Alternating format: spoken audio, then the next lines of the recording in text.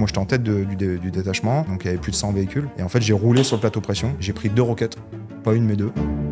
Salut Geoffrey. Bonjour David.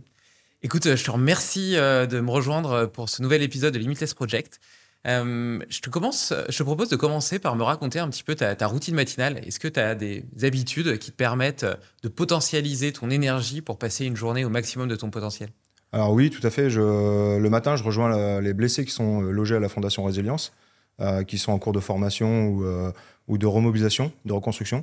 Et donc, on participe à des entraînements de sport ensemble, de renforcement musculaire, de course à pied, avec les camarades blessés. Je retrouve un peu ce que j'ai connu au sein de l'institution militaire, cet esprit de groupe, cet esprit de cohésion, de fraternité, que je retrouve aujourd'hui au travers de la Fondation.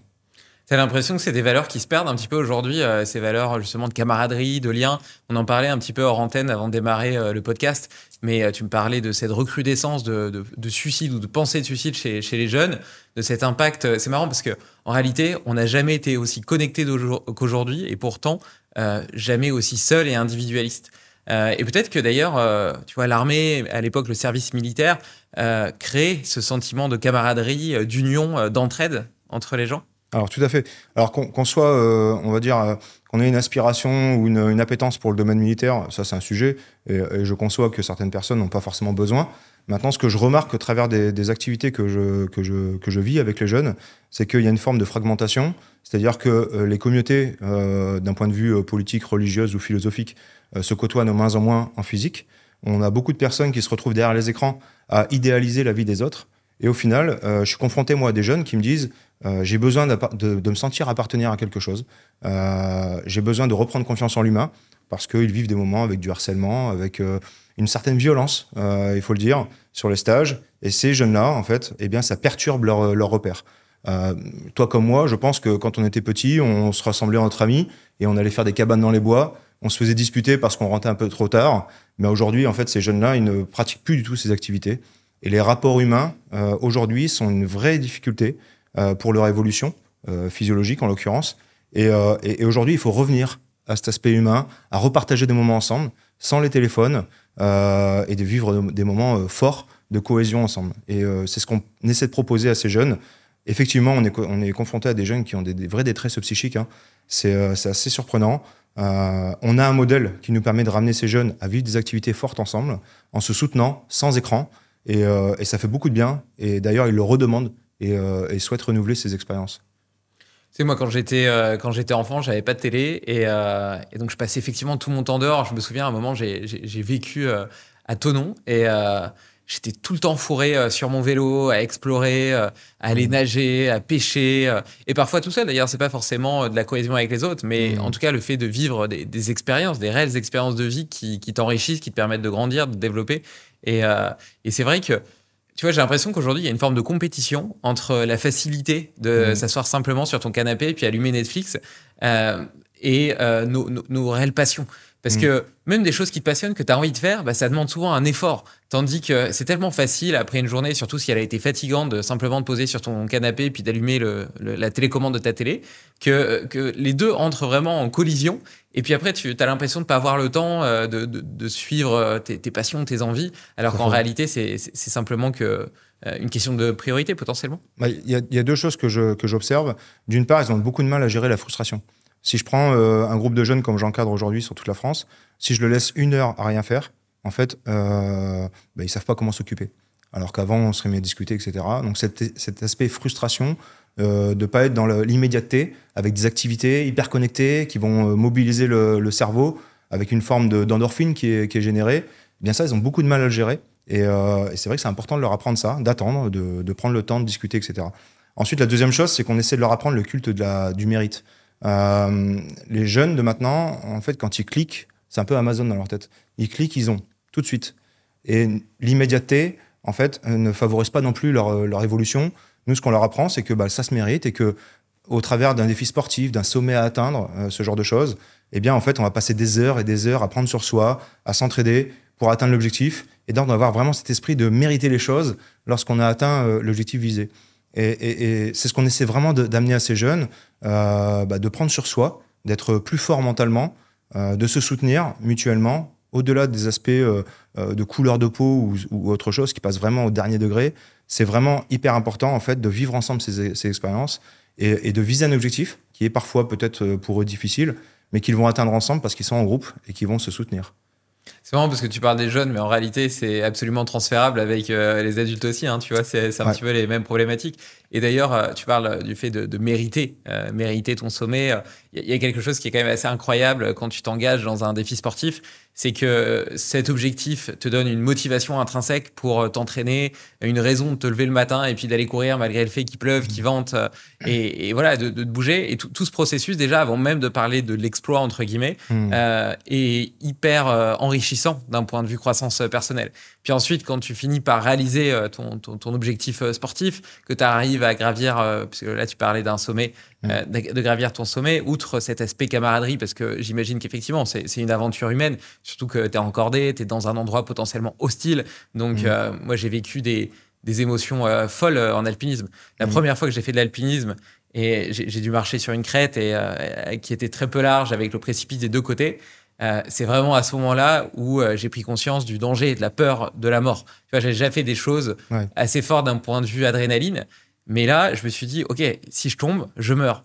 Et cette conscience de ma propre fragilité m'a permis de remettre en perspective tout ce que je faisais dans ma vie. Donc, ça a été un enseignement majeur. Tu sais, tu as cette phrase de développement personnel qui dit ta vie commence quand tu comprends que tu n'en as qu'une. OK, mais il y a une différence énorme entre le comprendre d'un point de vue intellectuel et le vivre, le ressentir à l'intérieur de toi. Et donc, il y a tout ça qui se crée. Et puis, il y a aussi la notion de fierté. Si tu t'interroges sur les choses qui te rendent réellement fier, eh bien, c'est toujours des choses qui ont été accomplies et réalisées dans la douleur, dans la difficulté, face à l'adversité. Et tu parlais de cette perte de sens chez les jeunes, ce côté identitaire. Eh ben, je pense sincèrement que le fait d'être fier de ce que tu as fait, de ce que tu as accompli dans ta vie, et ça passe par des expériences, justement, construit aussi ton identité, ton image de soi, ta représentation de toi vis-à-vis du monde, et donc nourrir un petit peu cette quête de sens. Oui, tout à fait. Et le lien qu'on peut faire avec mon parcours personnel de blessé de guerre, c'est que lorsqu'on est en plein défi sportif, comme j'ai pu en réaliser avec diverses raisons, et divers lieux dans le monde, c'est qu'on a une forme de lâcher-prise. C'est-à-dire que quand ton objectif il est d'atteindre un sommet, si je prends cet exemple, ou lors de la traversée du lac Léman, d'atteindre la berge d'en face, lorsque tu es en plein effort, en fait, ton cerveau est occupé à l'objectif final. Et donc, pour des gens qui ont des détresses psychiques, qui ont des difficultés avec un cerveau parfois qui tourne trop vite et qui rappelle des cauchemars, ce genre de choses, et on va l'aborder après, eh bien, en fait, cette forme de lâcher-prise, c'est ce qu'on recherche tous. Et c'est pour ça que depuis bientôt 10 ans, j'organise des défis avec les blessés, vraiment de tout type. Hein. On a participé à vraiment tout type de défis sportifs pour retrouver cette forme de lâcher-prise où en fait notre blessure, on n'y pense plus. Quand j'encadre des activités avec des publics adultes et enfants, la plupart du temps, ce qu'ils me disent, c'est que ce week-end, si c'est un week-end, je n'ai plus pensé à mes soucis du quotidien, les impôts, etc., c'est plus ma priorité.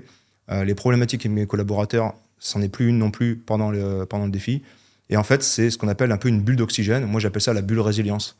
Et c'est hyper important d'avoir ces bulles d'oxygène pour l'esprit, de se concentrer sur autre chose et d'oublier ce qui nous tracasse dans la vie quotidienne. Et comme on sait très bien tous les deux qu'aujourd'hui, notre vie est particulièrement anxiogène. Et je pense qu'aujourd'hui, dans l'équilibre humain dans notre société, il est important de préserver ces moments et de garder ces moments où on va pouvoir lâcher prise afin de repartir plus fort sur l'avenir.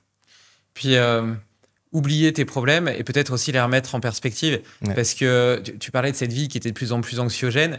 En réalité, nos vies sont de plus en plus confortables et de plus en plus sécuritaires. Oui. Et malgré tout, on est de plus en plus stressé. C'est un petit peu paradoxal. Et peut-être que ça vient de l'absence justement d'un référentiel, de ce qu'est vraiment un stress, de ce qu'est vraiment la difficulté. Le fait d'avoir une vie facile, tu vois, il y a ce dicton qui dit vie facile, vie difficile, vie difficile, vie facile.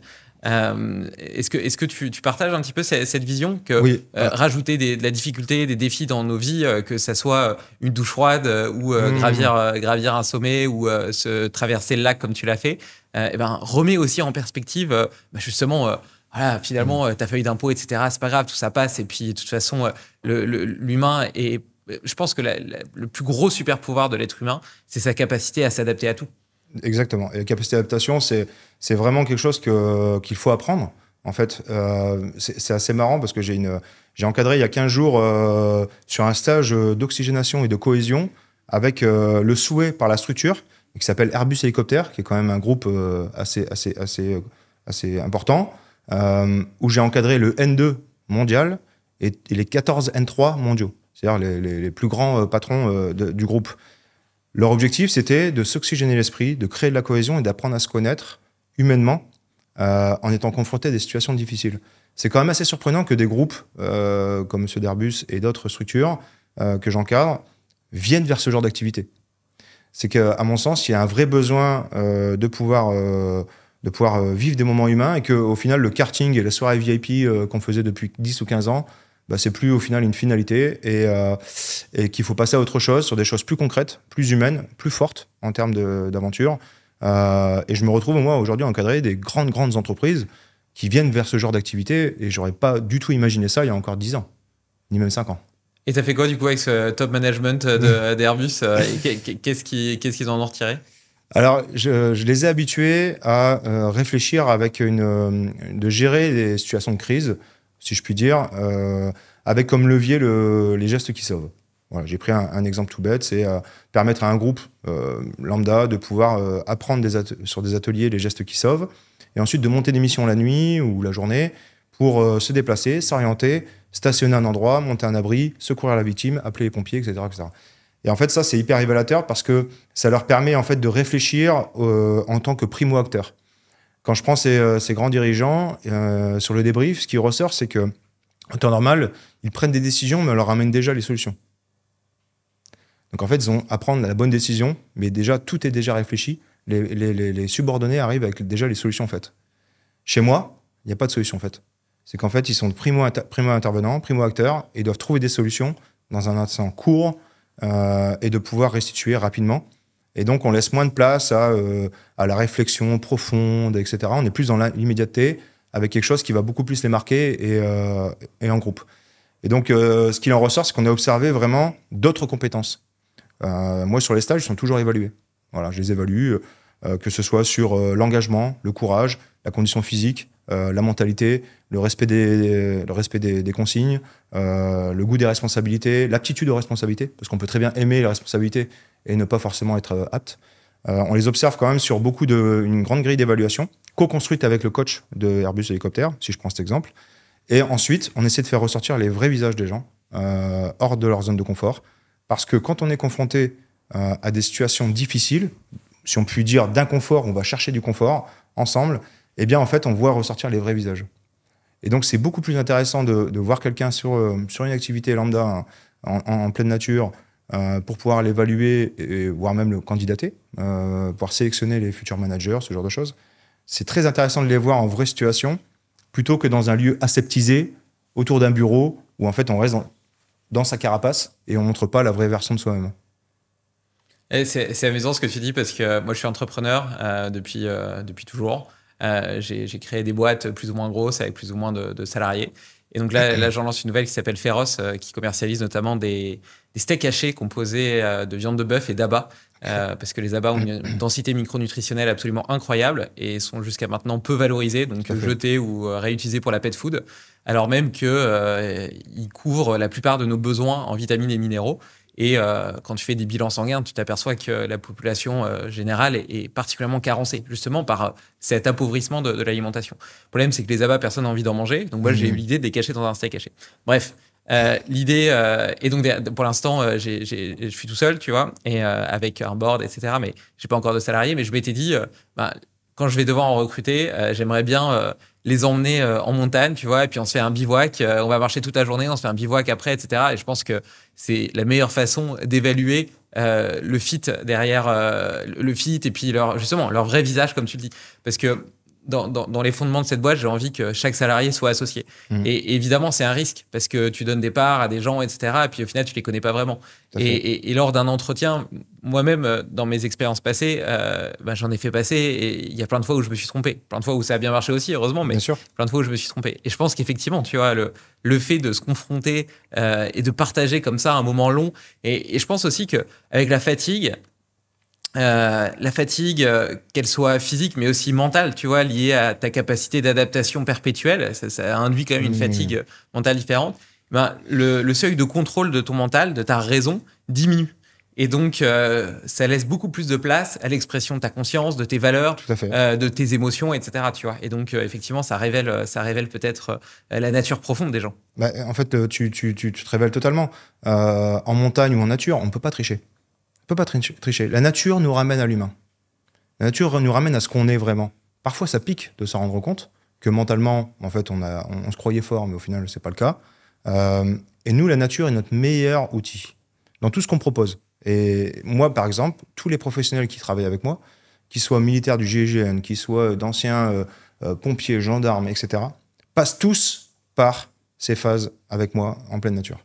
C'est primordial. Je ne pourrais pas laisser des enfants que j'accompagne aujourd'hui sur la France, qui sont de l'aide sociale à l'enfance, par exemple, ou des enfants maltraités, sous responsabilité de mes encadrants, si je ne sais pas à qui j'ai affaire.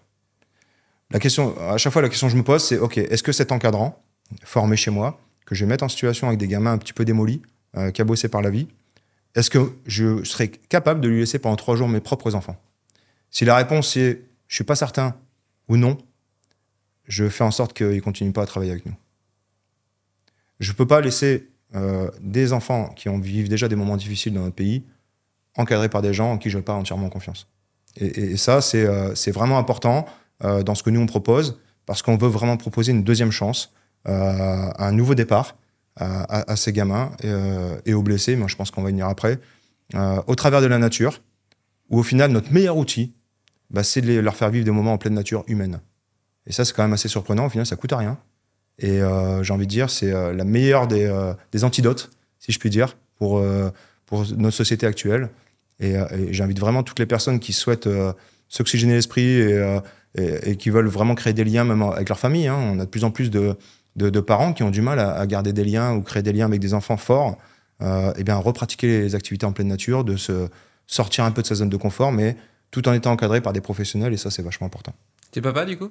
Oui, tout à fait. J'ai 3 enfants. Et tu vas parfois en randonnée avec eux, faire des aventures en nature? Ouais, tout à fait. Donc moi, ma fille qui a 13 ans, j'ai déjà fait 8 semaines de stage d'affilée depuis qu'elle est toute petite, depuis l'âge de 4 ans. Quand tu dis stage, c'est quoi? Alors, c'est des stages d'une semaine que je propose aux enfants handicapés, aux enfants qui ont vécu des situations difficiles de l'aide sociale à l'enfance, ou des enfants malades. Et en fait, moi, ma propre fille, depuis l'âge de 4 ans, parce que je fais ça depuis 10 ans, je la fais venir sur les stages pour qu'elle voit cette mixité, qu'elle entraide d'autres enfants, et elle a cette chance de vivre ça avec moi, que n'a pas tous les enfants. De pouvoir travailler, de pouvoir vivre 3 jours avec des enfants trisomiques. Et ça l'a vraiment ouvert. Et aujourd'hui, elle veut faire le même métier que moi. C'est quand même assez marrant. Parce qu'elle a remarqué que quand on est dans ces situations d'entraide, etc., le handicap, en fait, ça devient secondaire. Et notre principale priorité, c'est de monter son petit abri, de monter le feu, de chanter autour du feu, de partager des bons moments, comme on a pu connaître sur les colonies de vacances qui ont bercé toute notre jeunesse. Ensuite, j'ai un fils qui a 5 ans. Donc lui, il a déjà, depuis 1 an, j'attends 4 ans avant qu'ils aient une certaine maturité quand même, mentale en l'occurrence. Et mon fils, cette année, a participé aussi à des activités en bivouac et autres avec nous. Et j'ai une petite qui a 5 mois, donc il va encore attendre un peu. Depuis le début de notre conversation, j'ai entendu beaucoup de valeurs, notamment même dans la grille d'évaluation pour Airbus, et puis au fil de l'eau, de camaraderie, de résilience, de courage, de prise de décision. Quelles sont selon toi les valeurs de base que tout humain devrait passer du temps à développer? Et d'ailleurs, je fais une petite parenthèse parce que je parle de passer du temps à développer, et je pense que c'est important de situer la chose dans le sens où peut-être que parfois certaines personnes imaginent que le courage, c'est une qualité innée. Moi, j'ai l'impression que c'est plutôt comme un muscle. Tu vois, il se renforce à force d'être testé, d'être entraîné. Et d'ailleurs, au début, tu fais semblant d'être courageux. C'est-à-dire qu'il y a quelque chose, ça te fait peur, et puis tu fais semblant d'être courageux, et donc les autres se disent, ouais, il est courageux, alors qu'en fait, t'as hyper peur, mais t'as juste pas le choix, et puis t'as peut-être ton ego qui te pousse un petit peu. Et puis, en fait, à force de faire semblant de l'être, petit à petit, tu renforces ce muscle, et tu l'es de plus en plus. Comme la capacité d'adaptation, on parlait du manque de stress, entre guillemets, dans nos vies, qui nous rend paradoxalement beaucoup plus sensibles à des stress petits tels que les feuilles d'impôt. Le fait d'être confronté régulièrement à des obstacles, que ce soit en allant dans la nature, comme je disais précédemment, avec des douches froides ou autres, petit à petit, tu rentraînes cette capacité à faire face à l'adversité, à la difficulté. Donc, c'est vraiment des muscles qui se renforcent, comme de la musculation. Ça se cultive, effectivement. Moi, là, ce que j'observe, parce que depuis plusieurs années, on encadre ces jeunes, et je prends un exemple en 2023. On a encadré 580 jeunes sur toute la France. On est appelé par des structures pour intervenir, et parce qu'ils font face à des jeunes qui sont en détresse totale, voire même en tentative de suicide. Ce que j'observe, c'est que les jeunes qui pratiquent les activités sportives, et en club, en l'occurrence, du judo, du rugby, même le football, en fait, arrivent à plus s'engager, ont moins de crainte et ont plus de valeur de courage, je trouve. Le courage, c'est pas que individuel. Le courage, c'est quand on est dans un groupe et qu'on a quelqu'un qui a la traîne dans le groupe parce que voilà, il est moins sportif, un jeune obèse, ce genre de choses. Et ben, le courage, en fait, c'est de faire demi-tour, d'aller chercher, de porter son sac et de continuer avec lui. Ça, c'est le courage que je veux observer. C'est pas le courage de celui qui court le plus vite. C'est le courage de celui qui va chercher le dernier. Parce que quand on est dernier, je sais pas si tu as déjà remarqué quand tu fais un footing, quand tu es devant la colonne et que tu cours en tête, tu subis moins que quand tu es derrière. Ça, c'est vraiment, pour le coup, mental et psychologique. C'est que quand tu te fais gérer par le rythme des autres, en fait, tu subis la situation. Alors que quand tu es quelqu'un de solide et de courageux, avec des belles valeurs, bien, en fait, tu vas chercher les plus faibles pour les tirer vers le haut. Et ça, c'est des courages que j'observe souvent, avec notamment des jeunes des quartiers. Ce qui est assez surprenant, c'est qu'on s'imagine que ces jeunes des quartiers, quand j'entends les personnes de ma génération ou un peu plus âgées, oui, de toute façon, ils n'ont pas de valeur, etc. En fait, ce que j'observe, c'est pas ça. Parce que dans les quartiers, ils ont de la cohésion. Que ce soit même quand ils sont dans des trafics de drogue, etc., je peux vous assurer qu'ils s'entraident. Quand ils ont des mamans qui n'ont pas de parents, qui n'ont pas de papa, et qui doivent travailler pour aller avoir le minimum pour vivre, et que le gamin se retrouve dans le quartier, peut-être à faire des bêtises, mais en tout cas pour avoir de l'argent pour subvenir aux besoins de la mère, ben, il se lève à 2h du matin, il y va. Et c'est pas pour défendre, c'est juste pour dire que ce que j'observe avec certains jeunes des quartiers, en l'occurrence, c'est qu'ils ont du courage, ils ont des valeurs. Il leur manque juste le bon cadrage, en fait, pour pouvoir servir la société au lieu de plutôt la desservir. Qu'est-ce qui te donne, toi, envie à ce point-là de servir la société ? Parce que je crois en la jeunesse. L'avenir sera fait par nos jeunes. Qu'aujourd'hui, on observe, il y a un peu une forme une multiplication des réseaux sociaux, de la communication. Il y a toujours eu des soucis. Il y a toujours eu des soucis dans nos sociétés. Sauf qu'avant, on n'avait pas toujours accès aux informations. C'est vrai que la violence augmente, la violence s'intensifie, du fait aussi qu'ils sont dans un monde un peu virtuel. Quand je parle avec des jeunes que j'accompagne qui sont dans la délinquance, qui sont placés au ministère de la Justice, on est les seuls à les encadrer, en l'occurrence, en tant qu'organisme extérieur. Souvent, ce qu'ils me disent, c'est que quand ils ont fait une bêtise, même un acte terroriste, par exemple, ils se rendent compte des effets une fois qu'ils l'ont fait. Avant de le faire, ils sont dans le virtuel et ils ne se rendent pas compte des effets que ça va avoir. En fait, c'est vraiment lié à ces réseaux, à ces jeux vidéo, ce genre de choses. Et au final, ce que je remarque, c'est que quand je les mets dans une situation un peu difficile, ils s'entraident, ils ont une cohésion, c'est juste hallucinant. Et donc, certaines fois, sur mes stages, en fait, je travaille la mixité. La mixité, c'est prendre des jeunes que tout oppose, les mélanger ensemble, avec un cadrage, où ils apprennent à se respecter, évidemment, et faire en sorte qu'ils vivent une aventure forte. Et bien là, je peux vous assurer que vous soyez des quartiers trisomiques ou autres, il n'y a plus aucune différence. Parce que ce qui importe, en fait, c'est de vivre en groupe et d'arriver tous au bout. Et souvent, ces jeunes de quartier, je les vois aider les autres. Alors ça, c'est peut-être pas un discours que tout le monde entendra et tout le monde veut bien croire, mais je les invite à venir voir sur le stage et sur le terrain ce qui se passe. Et donc, moi, j'ai vraiment de l'espoir pour ces jeunes. Et notre rôle aujourd'hui, moi, en tant qu'ancien militaire, en l'occurrence, c'est d'amener un cadre bienveillant, rassurant pour ces jeunes, mais qui va les amener à se mettre au service de la société, parce que ça peut en faire des exemples. Et moi, je l'ai vécu au sein de l'institution militaire. Je suis parti en mission plusieurs fois. J'avais dans mes rangs des hommes qui étaient de tous milieux sociaux. Et bien souvent, ces jeunes de quartier qui arrivaient à l'armée, qui avaient un cadre qui les rassurait, ça devenait les meilleurs soldats. Et c'était pas le petit Français avec une cuillère d'argent dans la bouche qui souhaitait partir en unité de combat au plus près du feu. Souvent, eux, ils choisissaient un poste un peu secondaire, quoi. Et j'ai bien compris l'aspect central du sport dans la construction justement des jeunes, dans le développement de ces valeurs dont tu parles, et même dans la capacité à réguler l'humeur, tu vois, le fait de se sentir bien dans sa vie, tout simplement.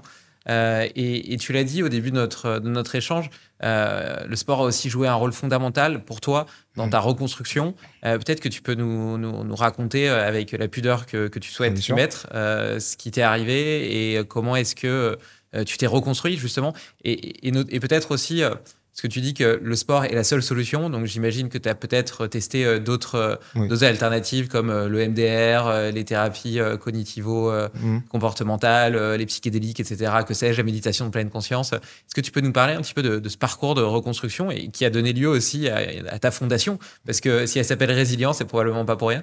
Tout à fait. Donc moi, je suis originaire du nord de la France, initialement. Je me suis engagé à l'armée à 17 ans et demi.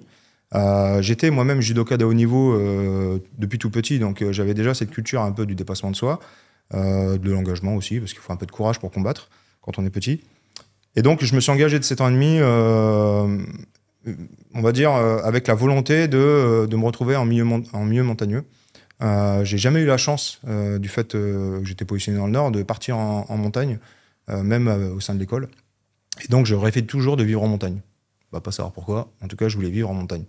Donc je me suis engagé chasseur alpin, c'est ce que j'explique dans mon livre Résilience, une vie à servir. Je savais pas skier.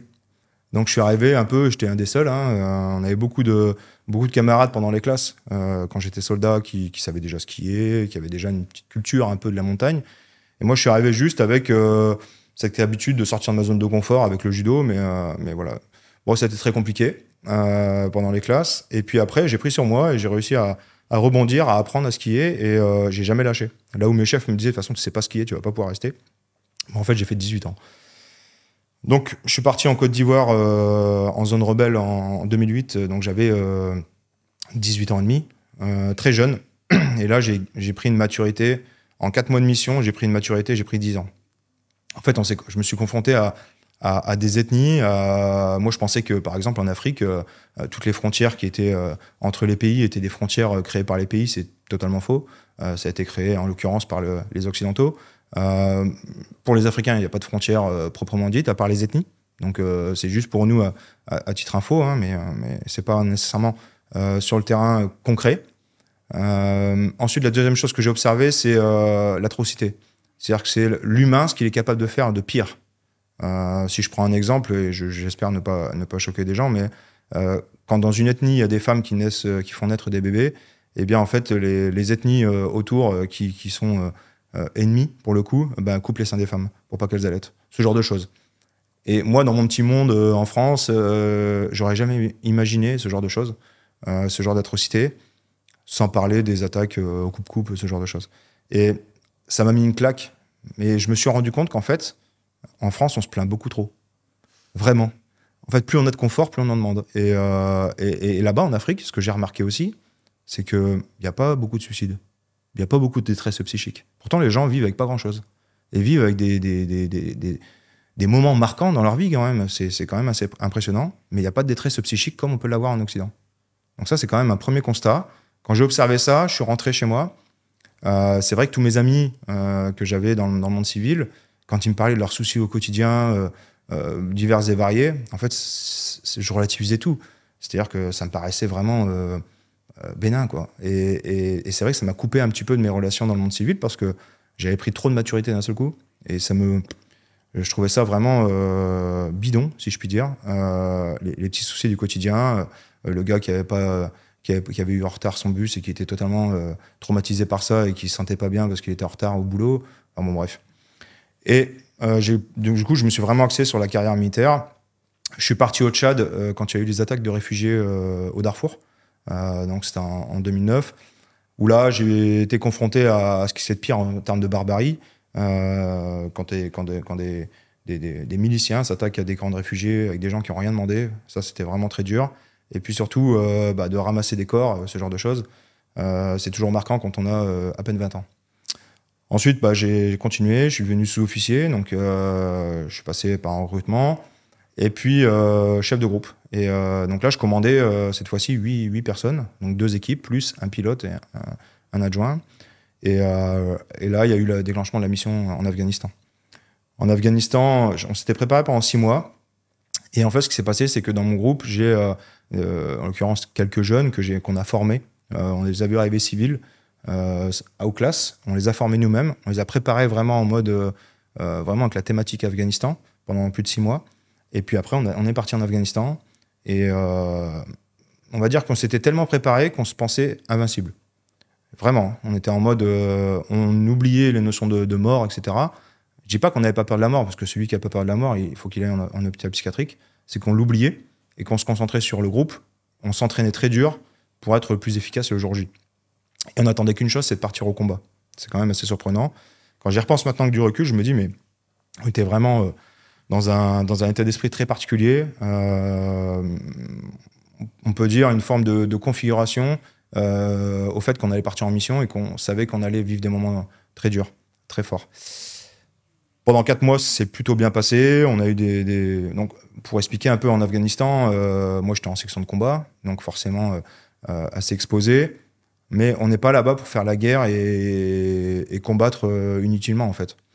Là-bas, on sécurisait des zones, par exemple, pour reconstruire des puits dans les villages, des écoles, pour redonner l'éducation aux jeunes, aux femmes. On faisait en sorte d'amener aussi des infirmiers sur place pour soigner des enfants ou des femmes qui vont avoir, après une grossesse, une naissance. Et en fait, nous, on sécurisait la zone avec des tueurs d'élite, etc. Mais on n'était pas là pour combattre précisément les talibans. On faisait en sorte de ramener de l'éducation, ramener du confort, si je puis dire, à ces villages et à ces populations. Et donc, évidemment, comme on n'était pas les bienvenus, il y avait des combats où on défendait nos positions, parce que pendant que nous, on combattait, il y avait quand même des infirmières ou des infirmiers qui étaient en train de soigner des gamins, etc. etc. Tout s'est bien passé pendant 4 mois, et puis le 19 février 2011, j'étais entre 2 bases, et on avait fait une action dans la journée où, pour une fois, on n'avait pas eu d'action de feu, et on trouvait ça assez bizarre. On savait depuis un mois qu'il y avait un système qui était arrivé d'Irak, avec ce qu'on appelle un plateau pression. En fait, c'est quand on roule en véhicule, ça fait un plateau dans le sable sur la route. Et en fait, quand on roule dessus, ça fait contact. Et ça peut déclencher une mine, un engin explosif, par exemple. Et là, on savait que ce système était relié à une roquette, donc anti-char. Donc c'est communément appelé, pas un missile, mais une roquette, quoi, tout simplement, qui vient percuter votre véhicule. Et donc, en fait, cette roquette, elle était placée sur trépied. On cherchait partout le système, on ne le trouvait pas en Afghanistan. Et on savait que c'était arrivé, mais on ne savait pas où se trouvait ce système d'armes, on appelle ça comme ça. Et puis un jour, en pleine nuit, 19 février, nuit noire, on roulait sans phare avec les caméras thermiques et infrarouges. Et en fait, j'ai roulé, moi j'étais en tête du détachement, donc il y avait plus de 100 véhicules derrière moi. Et en fait, j'ai roulé sur le plateau pression. J'ai pris 2 roquettes, pas une mais 2. Je roulais à peu près à 30 km/h. Une qui a traversé l'arrière du véhicule et une qui a tapé l'avant du véhicule. Ce qui s'est passé, c'est que celle de l'avant-véhicule n'a pas explosé parce qu'il y a ce qu'on appelle un dispositif de sécurité à l'armement. C'est-à-dire qu'une roquette, en fonction des types de roquettes, on a soit 20, 25 mètres. Au-delà du fait que après 25 mètres, en fait, il y a un dispositif qui met en place l'armement et qui permet de perforer. Et en dessous de 25 mètres, en fait, la roquette tape, mais le dispositif ne s'est pas mis en route, en gros, pour faire court. Donc j'ai eu de la chance parce que 3 quarts avant, elle a été tirée de trop près, donc les talibans devaient être à 18 mètres ou 20 mètres. C'était 25 mètres pour celle-ci. Et puis là, c'est l'arrière a bien traversé. Donc elle a arraché la jambe d'un maître chien que j'avais dans le véhicule, qui a renforcé le groupe, qui s'appelle Benjamin Hadji, que je salue d'ailleurs, qui s'est retrouvé amputé. Et elle a tué un de mes soldats qui est mort brûlé instantanément devant nous. Pour éviter la surembuscade, toute la compagnie a reculé pour éviter d'avoir d'autres personnes dans l'embuscade. Et quand moi, je me suis rendu compte de rien. J'étais devant le véhicule, à l'avant du véhicule, je roulais, et d'un seul coup, je me suis réveillé. Mon pilote était sur son volant. Moi, j'avais été blasté. Donc, c'est un effet de souffle, en fait. Donc, j'avais tapé avec mes genoux sur l'avant du véhicule. Et en fait, j'avais ma porte de véhicule qui pèse à peu près 30 kilos, qui s'était déverrouillée ouverte avec le souffle. Là, je suis sorti, et quand je suis sorti, j'ai eu le réflexe de vouloir sortir. En fait, j'ai vu tous les armes en fait, qui crachaient le feu à 15-20 mètres autour du véhicule. Et le but, c'était de vraiment attaquer le véhicule pour en faire des prisonniers, quoi. Voilà, tout simplement. Une embuscade, quoi. Donc, je suis resté 45 minutes, je suis passé à l'arrière du véhicule. On a débarqué le groupe pour combattre. Donc, ils étaient à moins de 10 mètres des talibans pour les repousser. Et on avait du coup un soldat mort et avec une jambe arrachée qui pleurait, etc. Et c'est quelque chose qu'on ne ressort pas indemne. C'est-à-dire que même encore aujourd'hui, quand j'entends Quand j'entends mes enfants pleurer, ça me rappelle certaines choses. Et c'est ce qu'on appelle des séquelles, ou plus communément le syndrome post-traumatique. Et donc, cette expérience a été hyper traumatisante. On a quand même combattu, on a réussi à s'en sortir, à sauver Benjamin, à le faire évacuer avec un hélicoptère. Mais lorsque je suis rentré à la base, je savais que je n'étais plus le même. En rentrant à la base, je suis allé faire une audition avec la gendarmerie parce que, en fait, c'est pas pour déposer plainte, c'est juste pour faire remonter les informations qui seront envoyées à la famille et aux armées, en fait. Et donc pour expliquer où on était positionné, qui y avait dans le véhicule, hein, enfin tous les éléments.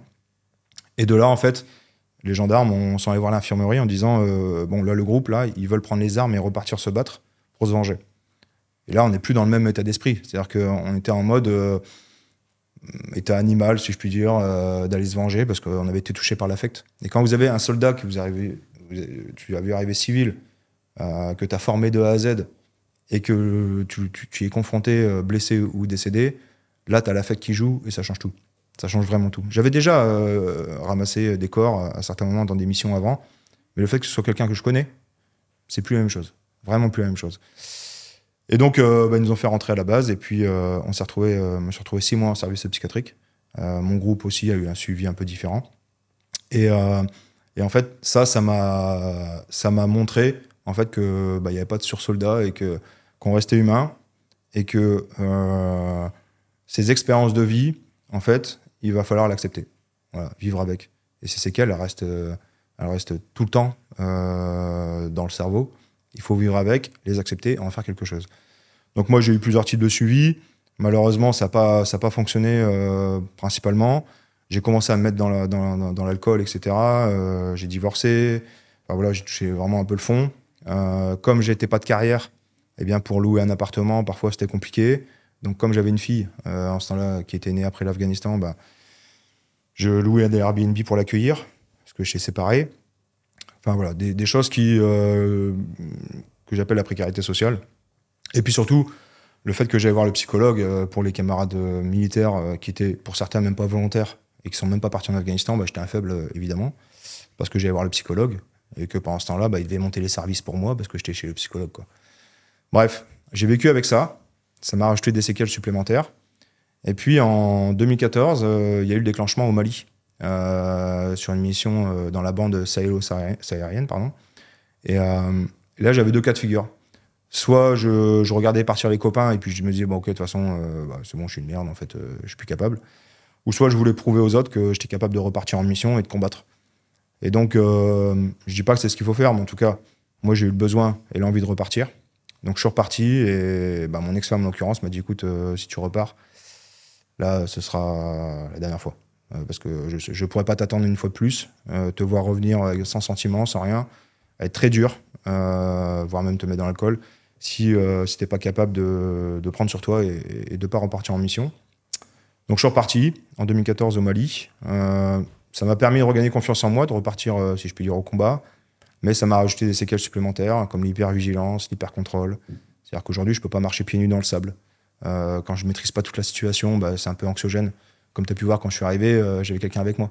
C'est pas pour rien, en fait. C'est parce que j'ai besoin de maîtriser les aspects de ce que je vis, parce que c'est ce qu'on appelle l'hypercontrôle, en fait. Parce que sur certaines phases, j'étais face à la fatalité où j'ai perdu le contrôle. Voilà. Et donc, il faut vivre avec et trouver des adaptations, notamment en sortant de sa zone de confort, en disant, tiens, je vais venir à un podcast, je vais pas maîtriser les questions, mais je vais quand même sortir de ma zone de confort et puis m'y adapter, quoi. Voilà. Donc, c'est une sortie de zone de confort aujourd'hui. Mais c'est pas grave parce que je viens témoigner et de redonner de l'espoir à des camarades blessés. Donc voilà un petit peu sur mon parcours de blessé. J'ai quitté l'opérationnel il y a 2 ans, après avoir fait un parcours en tant qu'instructeur pour former les combattants. Et puis depuis 2 ans, je suis devenu entrepreneur social et je vais venir, je pense, après. Qu'est-ce qui t'a donné envie de repartir au Mali ? Alors, c'était surtout pour prouver aux autres que j'étais capable de repartir en mission, pour me reconfronter à des situations où ça allait me générer de l'adrénaline, en l'occurrence de l'endorphine et autres, et puis voir si j'étais encore capable de combattre. Enfin, j'avais vraiment ce besoin, comme j'avais senti un petit peu cet échec de ne pas pu rester en mission en Afghanistan, j'avais besoin de repartir et de retrouver confiance en moi, et de revivre des missions qui génèrent de l'adrénaline. Est-ce que tu penses que... Parce que tu m'as confié le fait d'un moment d'être un peu tombé dans l'alcool, etc. Et en réalité, tout ça, même cette notion d'être hyper contrôle, c'est un peu hyper cadre. Tu vas chercher les limites d'un cadre que tu trouves pas, et donc tu peux le chercher de plein de façons différentes, que ce soit par les drogues ou par l'alcool, par les défis extrêmes, par le sport. Et en fait, peut-être que à partir de ce moment-là, t'es obligé, enfin quelque part, c'est intriqué dans ta personnalité. Et le seul choix qui te reste, c'est pas celui de dire est-ce que j'ai envie d'être excessif ou pas, parce que ça, t'as pas le choix, mais comment est-ce que je donne du sens à mes excès. Après, en fait, je dis ça, mais je parle pour moi, parce que j'ai eu aussi par le passé des problèmes avec la drogue, etc. Et en réalité, je suis quelqu'un d'excessif d'une certaine façon. Mais maintenant, j'ai trouvé une façon d'utiliser ça et cette énergie, parce qu'en réalité, c'est toujours les deux faces d'une même pièce, tu vois. Tout est jamais noir ou blanc. Les traits de caractère qui te portent et qui te permettent de réaliser des choses fantastiques, d'être tourné vers l'action, etc., et puis de réaliser des défis qui te semblent impossibles, et ben, c'est les mêmes qui peuvent te pousser dans les bas-fonds et puis d'aller trop loin dans tous les sens du terme. Tout à fait. Moi, c'est vrai qu'aujourd'hui, j'ai trouvé, au travers du dépassement de soi, du fait de sortir de sa zone de confort, cette adrénaline que je retrouvais avant en mission, et puis surtout quand j'encadre des jeunes où j'ai pas le contrôle. Le jeune, c'est l'humain. Je sais pas comment il est. Quand j'interviens auprès d'un jeune, je dois totalement m'adapter, et en fait, je combats cet hyper-contrôle en encadrant ces jeunes en l'occurrence. Moi, sur les défis sportifs, ce que j'ai fait au départ, donc j'ai créé une première association il y a 10 ans, qui s'appelle System, qui permettait à des blessés de se retrouver ensemble, de partager des défis sportifs. Donc on a fait, en l'occurrence, vous regarderez le logo où on voit, comme ici, un blessé avec un valide. Bah, c'est Benjamin qui a eu la jambe arrachée avec moi, dans mon VAB, avec qui on a fait un triathlon, format L, donc sur le triathlon du Mont Blanc, avec du dénivelé, etc. Et lui était amputé, et moi je l'accompagnais sur le triathlon en binôme. Et on revivait en fait ce qu'on avait vécu en Afghanistan, de se soutenir dans l'adversité, quoi. Et donc ça a commencé comme ça. On a fait un premier triathlon, un deuxième, on a invité d'autres blessés à venir. Ensuite on a fait les 24 heures du Mans en vélo sur le circuit Bugatti. Ensuite on a traversé le lac Léman à la nage, donc 75 km avec lui, Benjamin était présent. On était 5, 4 SPT, 4 blessés post-traumatiques, et un blessé physique, donc Benjamin. Et on a fait ça en 32 heures, jour et nuit, avec 3 bateaux et le partenariat avec Mercury. Et ça nous a permis, donc lui, en tant que blessé physique, de se prouver la capacité à nager autant de temps, parce qu'on faisait des relais d'1 heure, mais on se relayait maintes et maintes fois. Et puis pour les post-traumatiques, c'était de surmonter la gestion du stress, c'est-à-dire la peur de ne pas gérer le stress. Quand on est à 6 km des côtes, en train de nager en pleine nuit, je ne sais pas si les gens peuvent s'en rendre compte, mais on a 300 mètres de fond, dans le noir. Là, il y a tous les éléments en fait, pour être sous stress. Et pourtant, le fait qu'on soit ensemble, avec cet aspect dépassement de soi, lâcher prise, en fait, eh bien, on a tous nagé en pleine nuit dans ces conditions, malgré le fait que ce soit des gens qui sont incapables de se mettre dans une pièce avec plus de 20 personnes. Et ça a été, c'est assez formidable, en fait, pour s'oxygéner l'esprit, lâcher prise, regagner confiance en soi. Et donc, je considère, en tout cas, moi, pour les expériences que je vis avec mes camarades blessés, que se confronter à la difficulté, se confronter à ces traumatismes, nous permettent, en fait, de l'accepter et de la surmonter pour la transformer en quelque chose de positif. Ensuite, on a fait un sommet en Équateur, au Cotopaxi, à 6000, sans assistance oxygène, où j'ai emmené un blessé, pas nécessairement pro-alpin. Et donc ça, c'était aussi un défi où on est parti, là-bas, il n'y a pas de PGHM, il n'y a pas de gendarmerie, de personnes qui vont venir vous chercher. S'ils viennent vous chercher, c'est 3 jours ou 4 jours plus tard, voire plus. Et donc, en fait, on a dû surmonter ce défi avec les passages autour des crevasses, etc. Et là, on est un peu livré à soi-même. Et donc, on retrouve encore une fois ce lâcher-prise. C'est au moment où on n'a qu'un seul choix, c'est de penser à ce qu'on vit maintenant. C'est ce que tu disais tout à l'heure sur la crête. Parce que y a des notions de danger, mais qu'on essaie de maîtriser au maximum. Et en tout cas, qu'on a maîtrisé pour arriver au sommet. Donc, ces défis sportifs, c'est une très bonne chose. J'ai fait ça depuis 10 ans. Sauf que ce que je me suis rendu compte, c'est qu'on vivait notre moment présent.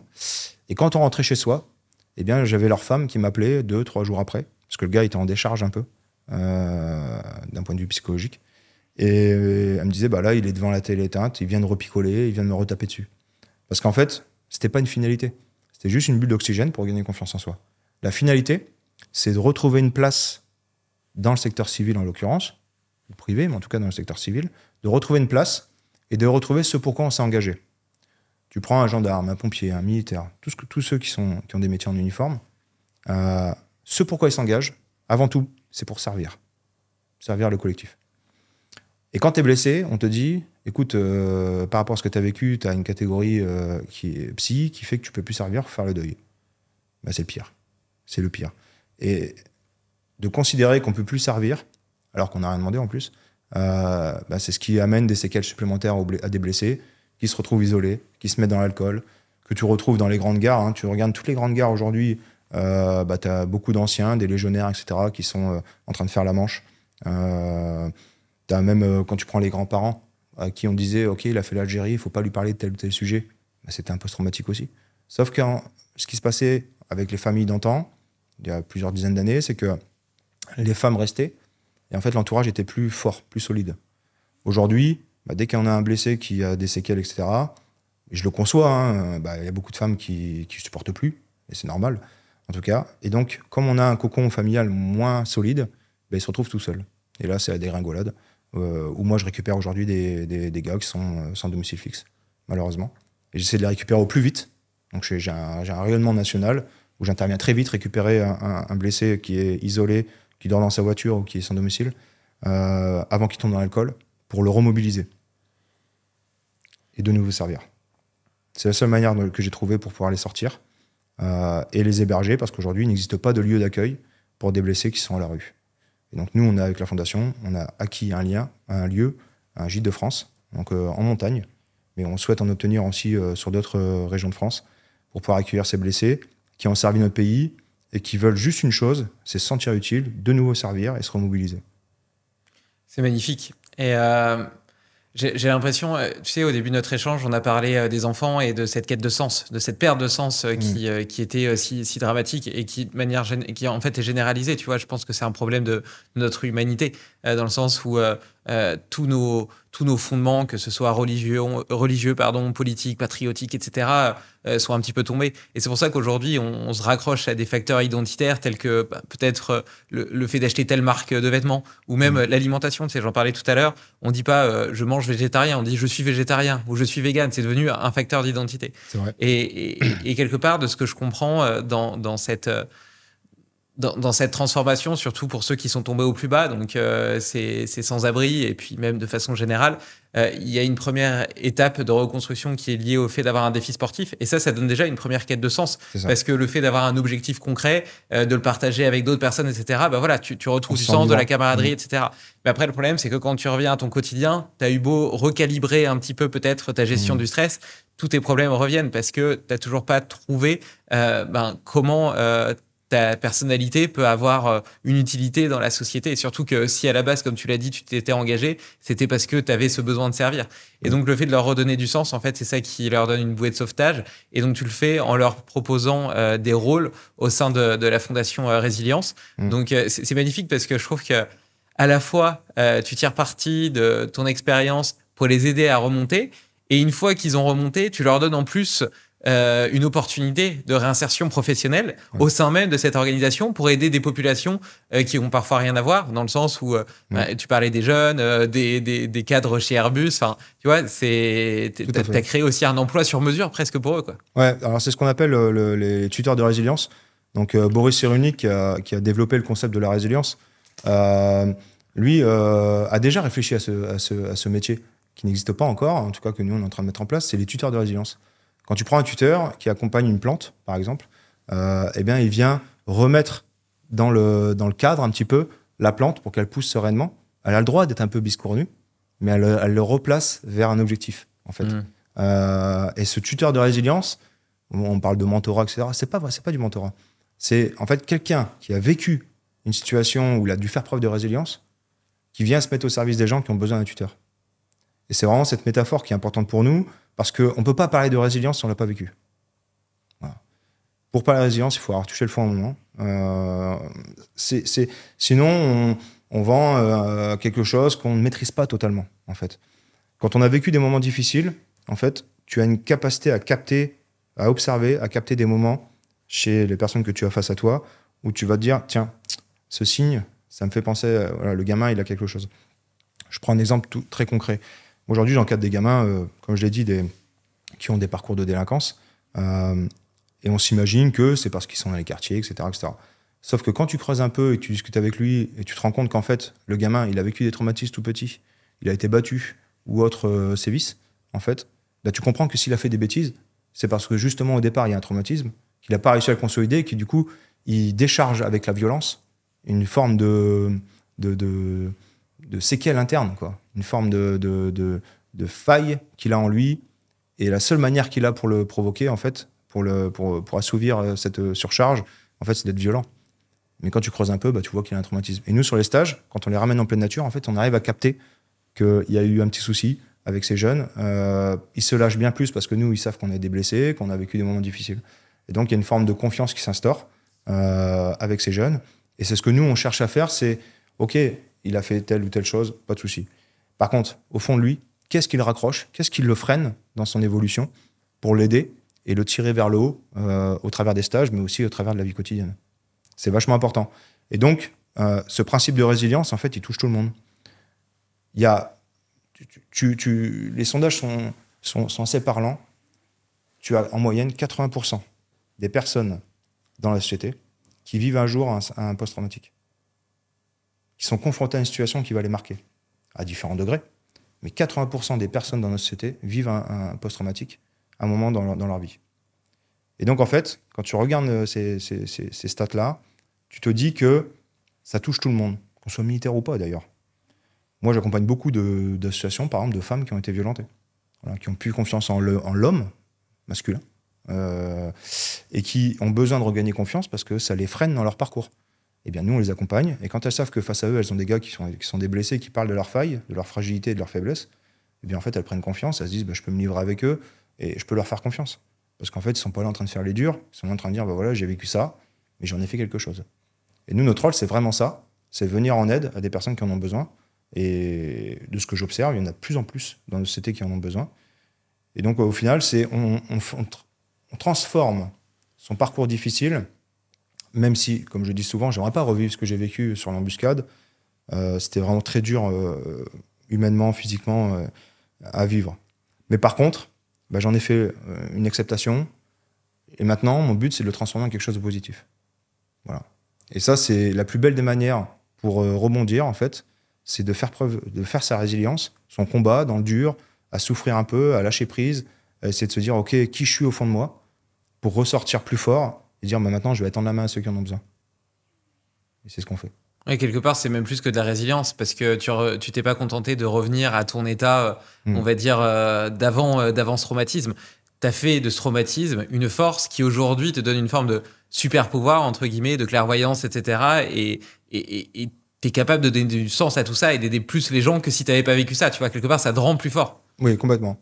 Là, c'est le principe des os. Hein. Quand tu te casses un os, il se reconsolide plus fort.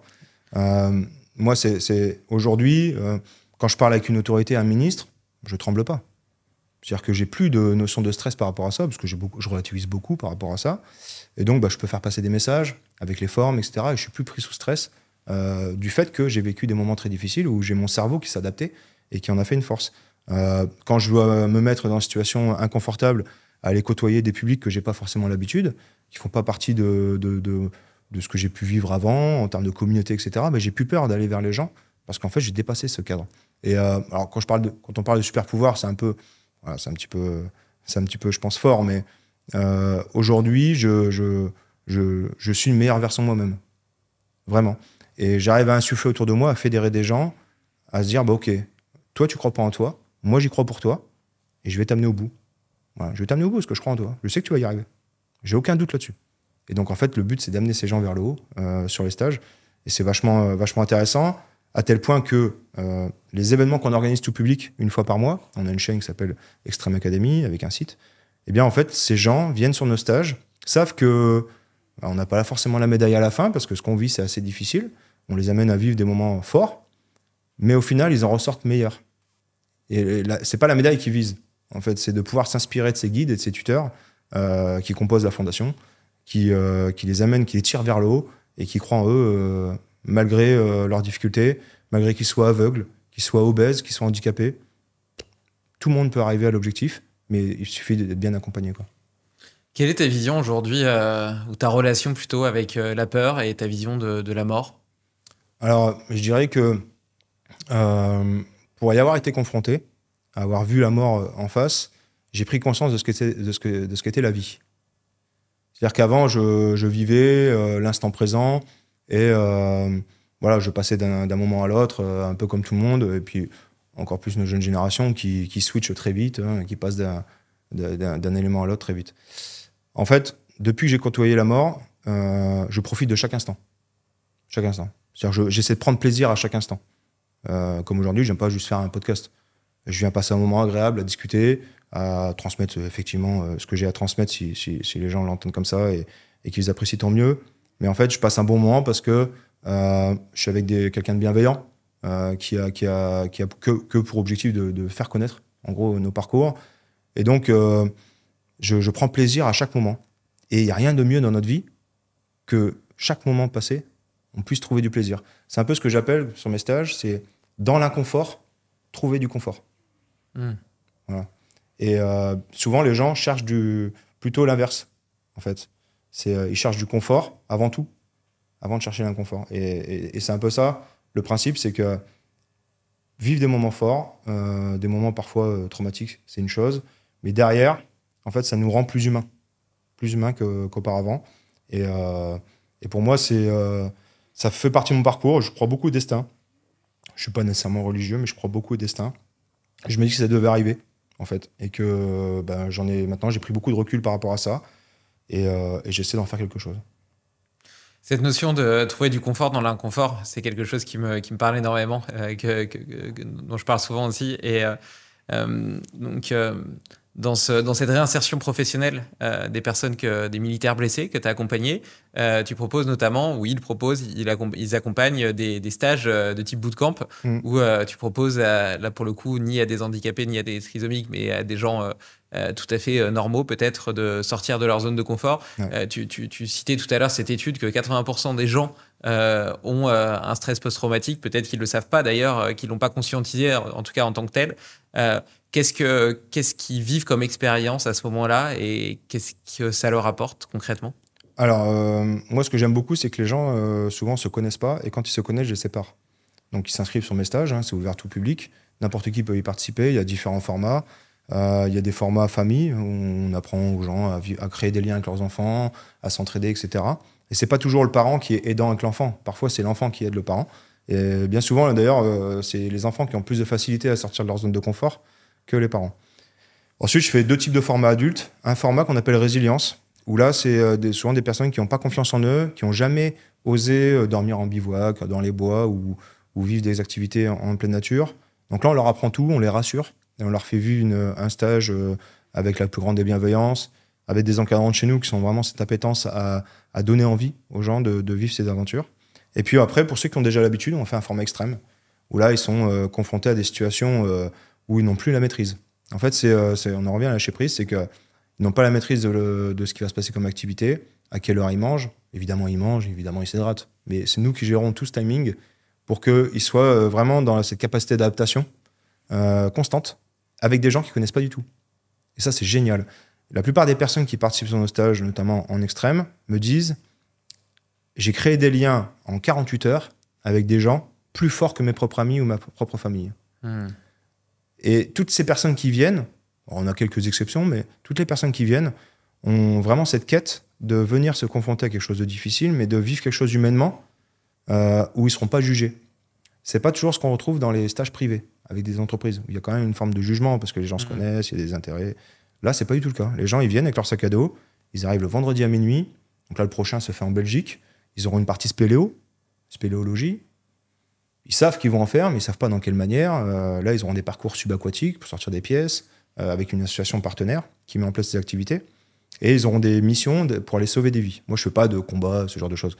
Je fais principalement des missions où j'apprends aux gens les gestes qui sauvent, enfin, mon staff apprend aux gens les gestes qui sauvent, et ensuite, on fait des restitutions où ils vont aller marcher 15-20 km, chercher une victime, la brancarder sur 4 ou 5 km, appeler les secours, etc. Et c'est vachement intéressant parce qu'ils en ressortent avec des capacités ou quelques compétences en plus, mais surtout avec cette idée qu'ils ils ont été utiles, même si c'est du fake, hein, et que c'est un scénario. Ils ont été utiles, ils ont dépassé, mais avec du sens. Tu peux dire à des gens, fais-moi 100 pompes, il n'y a aucun intérêt. Il n'y a aucun intérêt. Par contre, quand tu donnes du sens aux choses, tu le fais avec eux, tu leur dis, voilà, c'est vraiment, on va partager les choses. Il y en a qui vont faire 8, l'autre va en faire 2, parce qu'il est un peu moins capable, c'est pas grave. Le but, c'est que tout le monde participe. Et bien, en fait, les 100 pompes, elles passent toutes seules. C'est un truc bête, alors c'est peut-être péjoratif, les 100 pompes, mais c'est vraiment ça, sur tout ce qu'on propose, c'est de l'immersif. Les gens viennent, ressortent en se connaissant davantage, avec une meilleure version de soi-même. Même en 48 heures. C'est assez impressionnant. D'ailleurs, je t'invite à venir vivre cette expérience. C'est hyper enrichissant de vivre ça, humainement. On a aussi l'aspect où on met de côté totalement les aspects religieux, politiques et philosophiques, pour la bonne et simple raison qu'on est concentré sur comment on va vivre ensemble, comment on va survivre à ça, et ressortir tous ensemble pour aller au bout. Et donc, au final, tout le reste devient secondaire. Moi, je mélange, j'ai des gens qui gagnent 10 000 € par mois et qui sont dans un groupe avec un gars qui a très peu de moyens. Voilà. Sur ces stages-là, par exemple, nous, on est bénévoles. Ça me permet de récolter des fonds pour la fondation. Mes stages, le week-end, ils coûtent 150 €. Oui, c'est pas cher.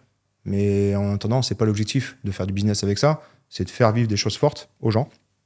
Et à l'issue de ces stages, on leur propose d'être bénévoles au sein de l'association qui s'appelle Programme Résilience, qui est une structure fille de la fondation. Et là, cette fois-ci, c'est pour aider des blessés à réussir leur parcours. Voilà. Pourquoi ? Parce qu'un blessé chez moi, qui fait son parcours de remobilisation, en fait, il participe à une formation d'éducateur sportif. Pour encadrer les jeunes, il faut un diplôme. Donc, je leur fais passer un certificat de qualification professionnelle d'éducateur sportif. Et pour ça, ils passent devant un jury civil.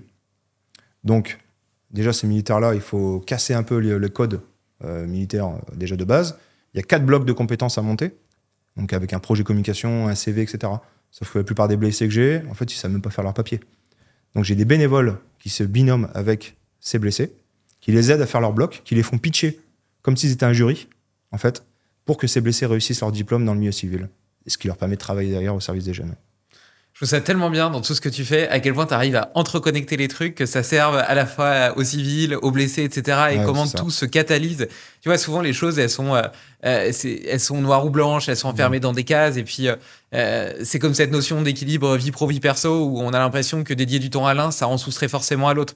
Et moi, à l'inverse, j'ai une vision beaucoup plus catalytique des choses, où j'essaie de voir comment chaque chose de ma vie peut s'additionner et faire un grand tout qui me serve au global, tu vois. Ouais. Et je trouve que, je trouve que tu as vraiment fait preuve d'une grande intelligence dans ta capacité à créer du lien entre tout ça et à faire en sorte que tout soit hyper vertueux. Je trouve ça hyper inspirant.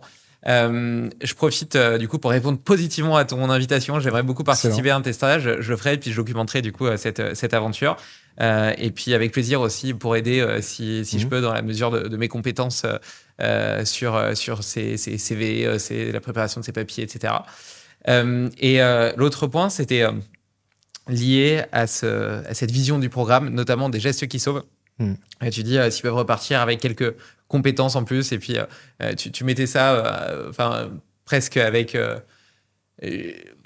presque comme si c'était accessoire, mais moi je trouve que c'est fondamental dans le sens où j'ai la sensation qu'aujourd'hui on a délégué toute notre responsabilité aux autres et à l'État. En fait, on vit dans une société qui est hyper spécialisée. C'est génial parce que grâce à ça, aujourd'hui, je peux prendre 2 heures avec toi pour discuter avec toi pendant que quelqu'un d'autre va cultiver les tomates que je vais manger ce soir.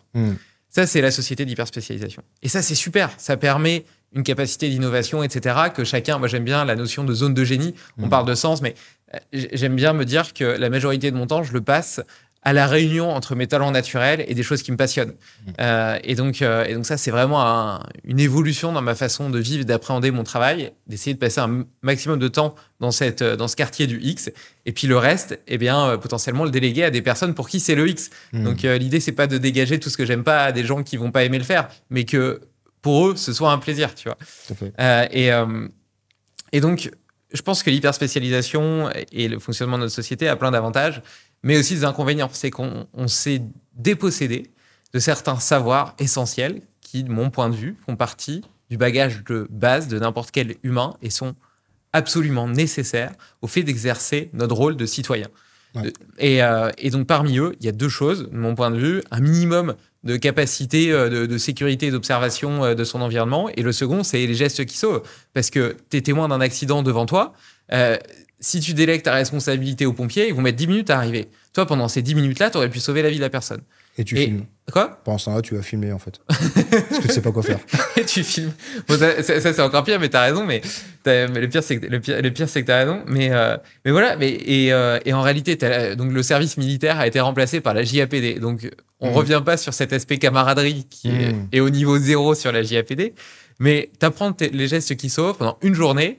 Évidemment, si tu le fais pas chaque année, tu les oublies. Oui. Et donc, le jour où tu as quelqu'un qui fait une crise cardiaque devant toi, où tu as un accident de voiture, etc., que tu dois faire une compression, machin, tu sais pas le faire, quoi. Oui. Et d'ailleurs, avec Limitless Project, on fait un festival une fois par an, on réunit des conférences, enfin, on réunit les auditeurs autour de conférences, mais aussi des ateliers. Okay. Et la première année, le premier atelier que je voulais faire, c'était justement les gestes de premier secours, parce que je trouve ça tellement fondamental. Oui. Et tu vois, pour moi, ça devrait être un truc gratuit.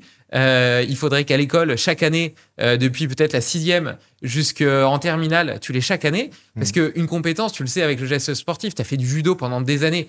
Bien sûr. Il faut de la répétition. Sans répétition, tu n'engrammes rien du tout. Il faut que ça devienne un réflexe. Tu disais tout à l'heure, avant de partir en Afghanistan ou avant de partir en mission, eh ben, on a essayé de s'entraîner de telle sorte à être le plus près possible pour que dans le terrain, là, on n'a pas le temps de réfléchir, ça devienne un automatisme. Bah, cet automatisme, il s'engramme avec le temps. Donc, tout ça pour dire que je pense, et je profite de mon audience pour réaffirmer cette nécessité, je pense, cette responsabilité qu'on a tous à avoir ce bagage de base de gestes qui sauvent. Ouais, alors justement, on travaille, nous, sur un développement d'un projet qu'on a déjà expérimenté.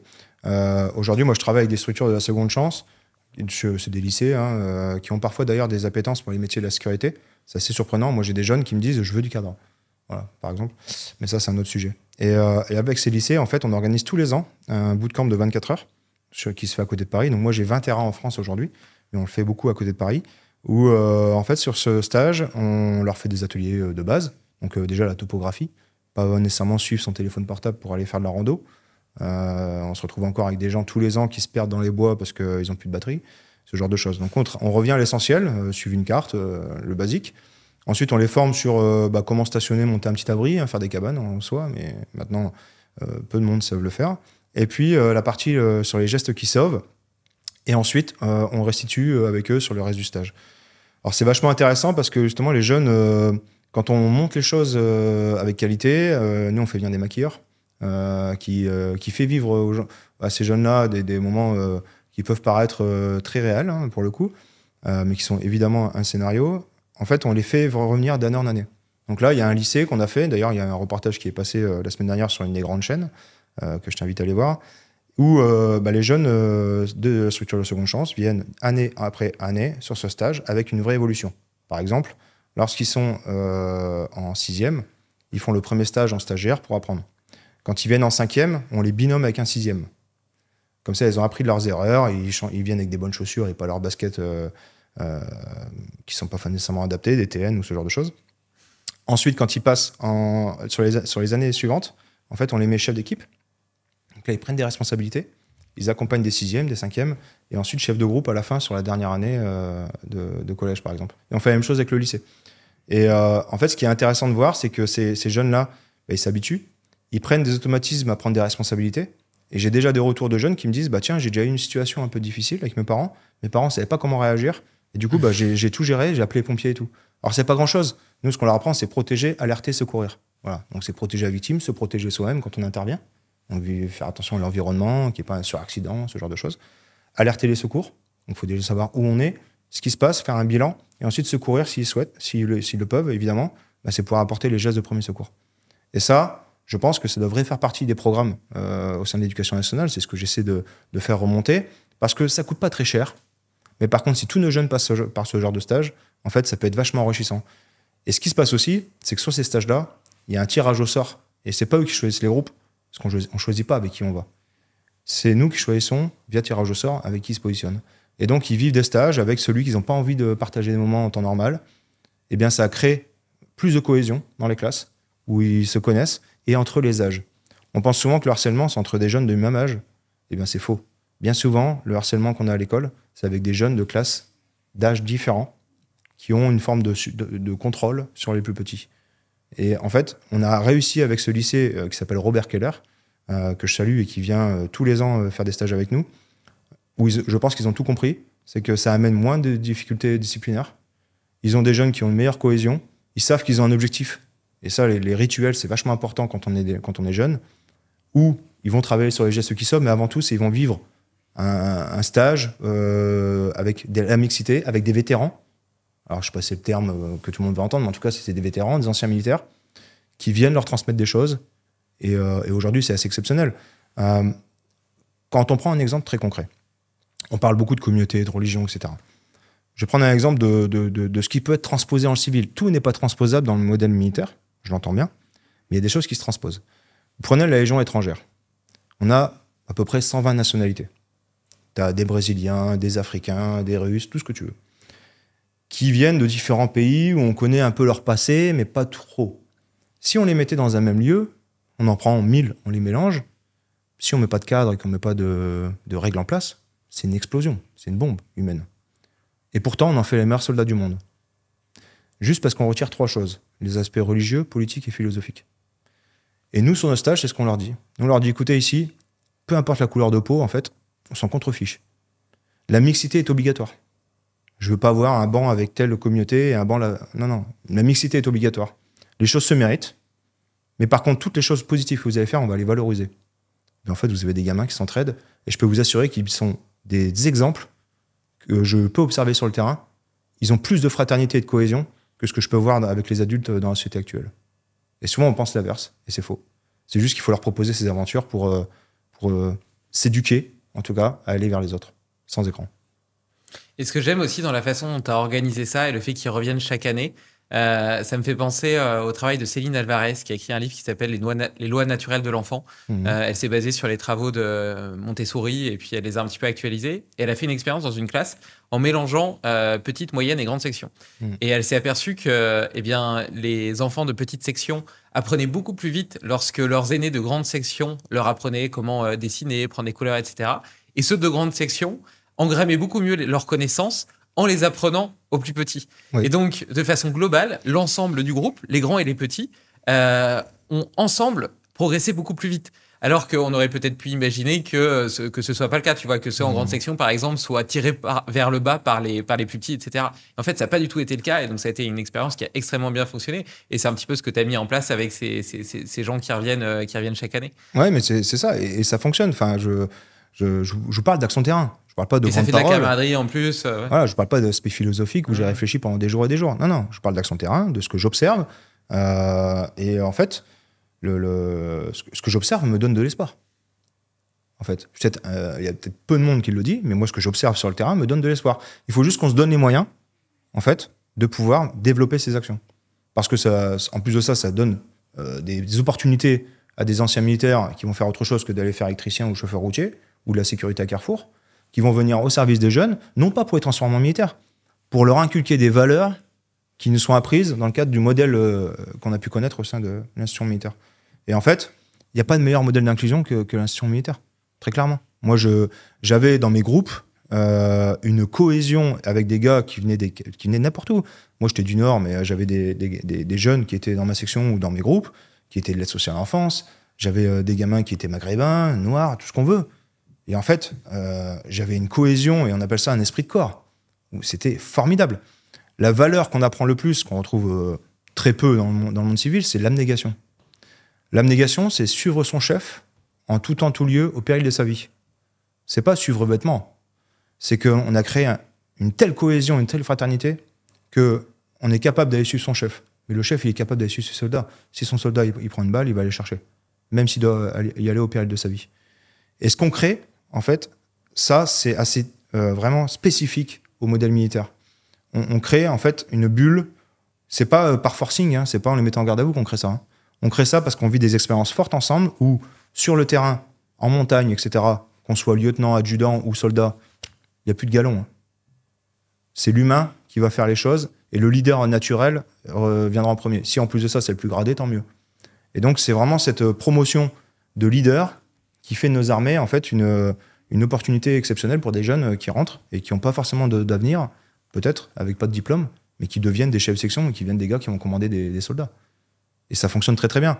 Le modèle peut être transposable, évidemment, pas tout, mais ces valeurs où l'humain est la priorité sont pour moi une chance pour notre société et on doit le cultiver. Et n'ayons pas peur, c'est ce que je dis, en tant qu'ancien militaire, communément appelé vétéran, n'ayons pas peur de se sentir légitime d'aller accompagner des jeunes et leur transmettre nos valeurs. N'ayons pas peur. Voilà. Et aujourd'hui, ça n'a jamais été développé. Jamais. Maintenant, si. Grâce à toi. Voilà. Cette cohésion, cette notion de faire corps, que ce soit à l'échelle d'ailleurs d'une famille, d'amitié, d'une entreprise, ou même pendant un stage de 48 heures, comme tu le disais, où au final, ils ont passé que 48 heures ensemble, mais ils ont créé des liens d'une puissance plus importante que certaines relations qu'ils avaient depuis 10 ans. J'ai l'impression que le facteur déterminant, la clé de tout ça, c'est le fait d'avoir un ennemi commun. Et quand je parle d'un ennemi commun, je parle pas forcément d'une personne. L'ennemi, ça peut être l'environnement. Quand tu traverses le lac Léman, l'ennemi, c'est ta peur, c'est le fait le dépassement de soi, etc. Mais il faut vivre des expériences, des émotions au-dessus de la moyenne qui te challenge et qui te sortent de ta zone de confort avec d'autres personnes pour créer des liens. Et tu vois, moi, il y a une notion que j'aime bien, ça s'appelle le misogi. Il y a 2 règles à ça. La première, c'est 50% de chances d'échouer et la seconde, c'est ne pas mourir. Et donc, ça suppose le fait de faire quelque chose de suffisamment difficile pour que tu aies vraiment 50% de chances d'échouer. Si tu en fais un chaque année et que tu réussis à chaque fois, c'est que tu t'es planté. Et le fait d'aller comme ça, et donc peut-être que justement, ça nécessite de ne pas s'entraîner. Par exemple, tu veux traverser le lac, moi j'habite à Évian, donc je vais peut-être pas le faire dans le sens des 80, mais dans le sens des 14, parce que moi j'ai Lausanne en face, c'est à 14 km. Bah, peut-être que mon misogi cette année, ça pourrait être de traverser le lac et d'aller jusqu'à Lausanne. Mais de ne pas m'entraîner avant. Parce qu'il faut que j'ai une chance d'échouer. Mais c'est en allant chercher ces ressources insoupçonnées, tu vois, ces ressources profondes qui sont vraiment au fond de toi et qui ne prennent vie que quand justement tu arrives au bout de tes limites, que tu t'en découvres le plus sur toi-même. Et si tu partages ça en plus avec d'autres gens, ça crée des étincelles. Enfin, en tout cas, c'est ce que je pense comprendre. Alors, c'est marrant ce que tu dis parce que moi, je me suis jamais entraîné spécifiquement pour mes défis. Bon, il y a des personnes qui font des défis beaucoup plus importants que nous. Mais bon, déjà, en tant que blessé, je pense que c'est déjà pas mal. Moi, pour le lac Léman, mis à part avec l'armée d'aller m'entraîner à la natation, on va dire 1 fois toutes les semaines au mieux, j'avais jamais entrepris de nager plus de plusieurs heures. On s'est retrouvé à un moment sur la traversée, vraiment en grande difficulté avec des mecs qui allaient à l'eau et au bout de 10 minutes, ils étaient en hypothermie. On a dû passer vraiment sur les combis plus épaisses. Moi, à un moment, j'ai commencé à avoir des déchirures au niveau des épaules parce que je n'étais pas habitué à nager plus de 5 heures, 10 heures. Et en fait, jamais on s'est imaginé abandonner. De toute façon, on n'a pas le choix. Est-ce que c'était 36 heures, c'est ça? Alors, on a mis 32 heures. 32 heures 32h30. 75 km. Mais en fait, on n'avait pas le choix. On était au milieu du lac Léman, il fallait qu'on traverse. Alors, on avait des bateaux qui nous sécurisaient, mais le défi, de toute manière, on n'aurait pas pu abandonner. On aurait été jusqu'au bout, on serait relayé toutes les minutes s'il fallait. Mais on n'aurait jamais lâché. Ça fait partie aussi j'ai l'impression, de l'enseignement militaire, de jamais abandonner, quoi. Bah, c'est ça. Enfin, je sais pas si tu t'imagines, mais quand tu vas au combat et que tu as un gars qui se retrouve blessé, et que même si tu sais que tu vas y risquer ta vie, tu vas pas abandonner le gars. C'est impossible. C'est même pas envisageable. Et voire même, je pense que si c'est le cas, tu pourras pas vivre avec ça sur la conscience. Donc en fait, tu es appris à pouvoir aller au bout des choses. Coûte que coûte. Coûte que coûte. Voilà. C'est pas de pas prendre conscience du risque, c'est pas de pas avoir peur de la mort, c'est faux, tout le monde a peur de la mort. Mais on fait en sorte d'avoir cet esprit d'abnégation. Coûte que coûte.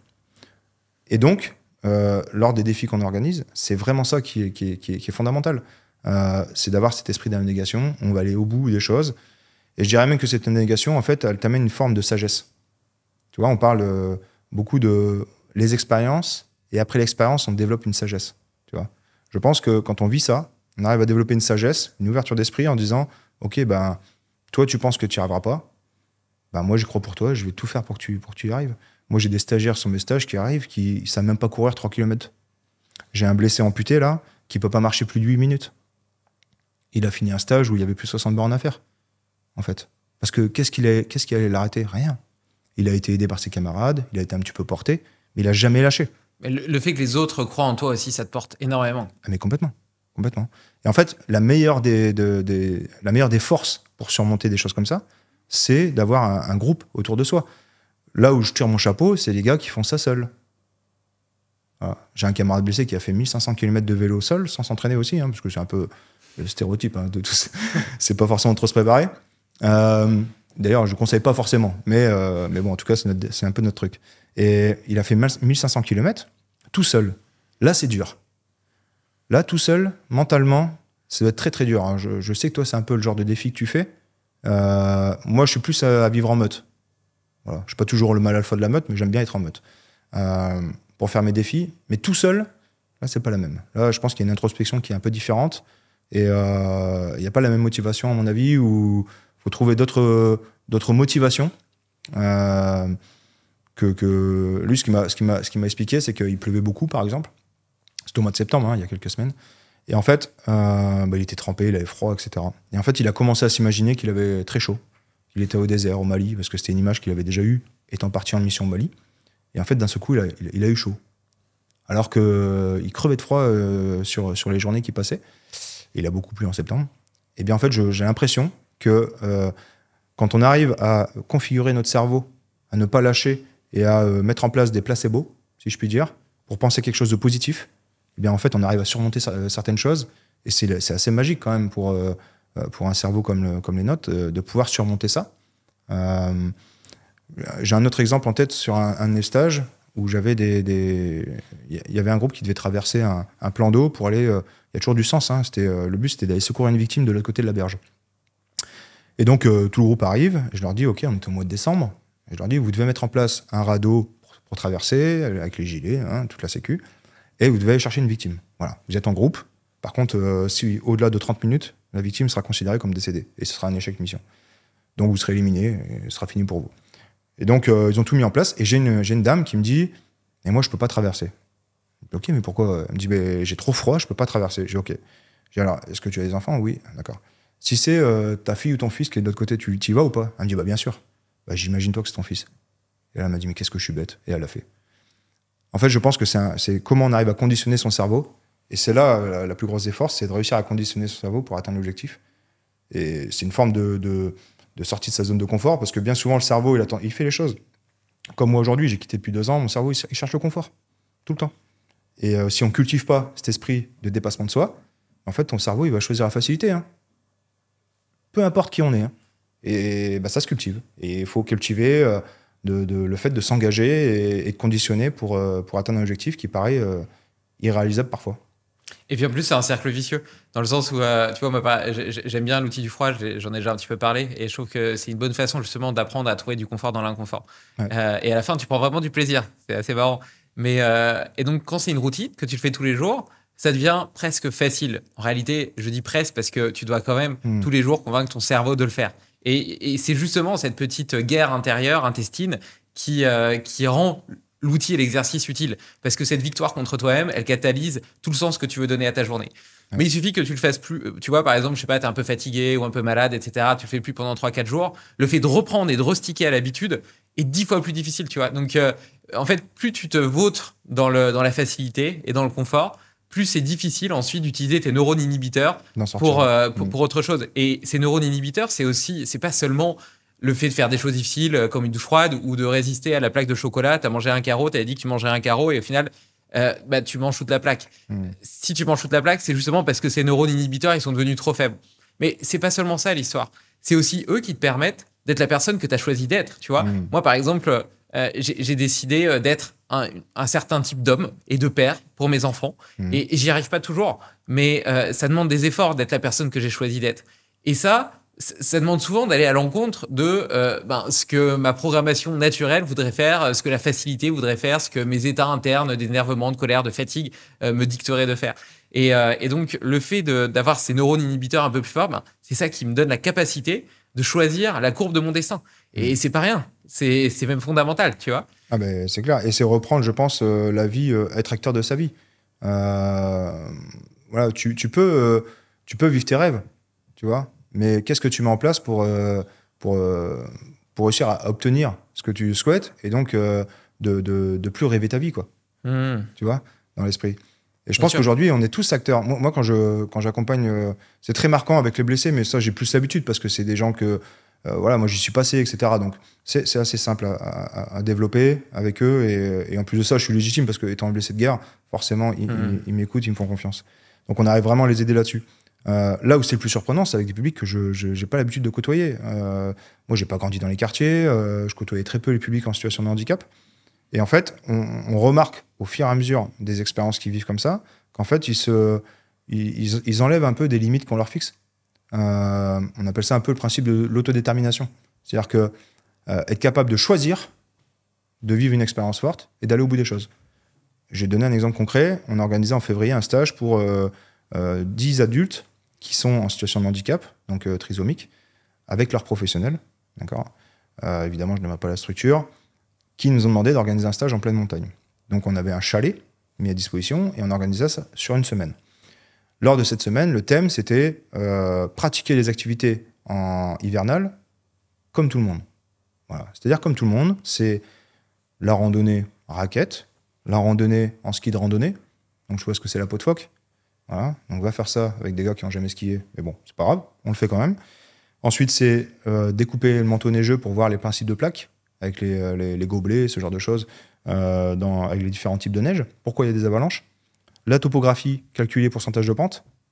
Ensuite, c'était monter un igloo, les gestes qui sauvent, etc. Sacré programme. Voilà, sur une semaine. Donc, tous les jours, il y a des instructions, il y a une forme de rituel. Le matin, il y a du sport. Hein. Et en fait, on leur a dit, voilà, en début de semaine, on leur a dit, l'objectif final, c'est qu'on parte sur un raid du jeudi au vendredi, un raid de 24 heures, et on va faire venir vos professionnels, vos éducateurs. Très bien. Qui est volontaire pour faire le raid, sachant qu'on va dormir dehors en bivouac. Donc, si vous voulez dormir en bivouac, vous pourrez le faire. Si vous voulez pas dormir en bivouac, on va pas vous forcer. On va vous ramener au chalet. Mais vous serez à un moment exfiltré pendant le raid. Le raid, c'est un déplacement topographique avec des ateliers de réussite. Il y en avait 2 sur 10 qui étaient volontaires à pratiquer, à faire le raid et dormir en igloo. Donc dormir en igloo quand même. Et au fur et à mesure de la semaine, ils ont pris confiance en eux. On est allé construire les igloos ensemble, on a tout préparé. Et comme ils ont pris confiance, eh bien, tous ont voulu participer. Les professionnels sont arrivés pour pratiquer les activités. Et avant de partir au raid, en fait, j'ai déjà la moitié des professionnels qui me disent mais moi, je ne peux pas y aller, je reste au chalet, au chaud. Et j'ai l'autre partie des professionnels qui, le soir, je parle d'éducateurs, hein, qui, le soir, m'ont dit mais moi, je ne peux pas dormir en igloo. Ben, j'ai attendu, les résidents, ils dorment en igloo. Si eux, ils y arrivent, trisomiques, vous allez y arriver. Et c'était impossible pour eux. Eh bien, ce qu'on comprenait au travers de ça, c'est que bien souvent, les résidents qui ont choisi de vivre ça, s'ils l'avaient fait de leur propre initiative, de faire quelque chose qui sortir de leur zone de confort, ils auraient été freinés par des professionnels. Et donc, le principe de l'autodétermination, c'est leur proposer de vivre des expériences fortes et de faire leur choix, d'assumer de faire leur choix et de vivre ces expériences fortes, parce que derrière, c'est comme ça qu'on se sent humain et qu'on se sent égal avec tous. On appelle ça le principe d'égalité des chances. Voilà. Et moi, c'est ce que j'essaie de générer, c'est que, OK, ben, il pleut, tu as envie de le vivre, on va le vivre, c'est pas grave. Et s'il a un peu de stress, nous, on est toujours accompagné de chiens médiateurs, donc c'est des huskies qu'on récupère, donc des chiens nordiques, qu'on récupère, qu'on forme en tant que médiateur et qui accompagnent nos blessés. Quand ils ont une montée en stress, en fait, c'est des chiens qui captent et qui arrivent à détecter le stress. Et bien, ces chiens médiateurs, on les fait bivouaquer avec les handicapés ou le public qu'on accompagne. Donc, eux sont moins stressés et ils dorment en igloo comme tout le monde. Très bien. Voilà. Et ça me fait penser à une expérience, je vais la vulgariser avec des rats. Et pour la rendre très très simple, l'idée c'est qu'il y a un rat qui choisit de courir et puis l'autre qui est contraint par l'autre de courir. Tu vois, donc dans le premier cours, l'autre il est obligé de suivre et de courir. Donc au final, ils ont fait la même quantité de sport. Sauf qu'il y en a un qui choisit quand il court et puis l'autre qui est contraint. Et bien, celui qui choisissait quand il courait, voyez tous ces facteurs métaboliques, etc., s'améliorer, de longévité, réduction du stress, de l'inflammation, machin, enfin, plein d'adaptations physiologiques positives. Et l'autre, à l'inverse, vous voyez tous ces marqueurs métaboliques se dégrader. Augmentation du stress, une inflammation de bas grade, un effondrement du système immunitaire, etc. Alors qu'ils avaient fait la même quantité de sport et d'exercice, simplement parce qu'il y en avait un qui l'avait choisi et puis l'autre qui l'avait subi. Et l'autre point, parce que tu parlais tout à l'heure de la force du cerveau, de l'effet placebo, c'est quand même dingue d'ailleurs de s'apercevoir que l'effet placebo existe même sur des médicaments contre le cancer, par exemple, tu vois, sur des chimiothérapies. Donc ça veut dire qu'il est suffisamment puissant, je dis pas que l'effet placebo peut guérir le cancer à tous les coups, mais il est suffisamment puissant dans certains cas pour améliorer la condition de pathologie extrêmement grave. Et dans le sport, eh bien, il y a cette théorie du gouverneur central. L'idée, c'est que le gouverneur central, il prend en compte tous les stimuli de fatigue, le niveau de l'accumulation de lactate, enfin plein d'éléments. Et puis, il module la sensation de fatigue pour que tu réduises ou pas ta quantité d'effort. Et en réalité, c'est lui qui met fin à l'exercice. Donc, tu vois, dans une épreuve d'endurance, Et l'endurance, ça peut être 10 secondes si tu fais un sprint à fond ou 15 heures si tu es plutôt en basse intensité. Il va mettre fin à l'exercice lorsqu'il considère que l'état global est trop important, tu vois, pour lui. Mais cet état, le moment où il stoppe, est très très loin des limites physiologiques. Et donc on s'aperçoit que, tu vois, par exemple, sur des études qui ont été faites, par exemple, avec des cyclistes où tu les pousses à fond jusqu'à l'épuisement, tu vois, ils tombent du vélo tellement ils sont crevés. Et ben, si là tu fais arriver un ours derrière eux, ils arrivent quand même à sprinter. En fait, il leur restait d'énergie. Donc au final, systématiquement, ce qui te fait arrêter un effort, c'est jamais tes limites physiologiques.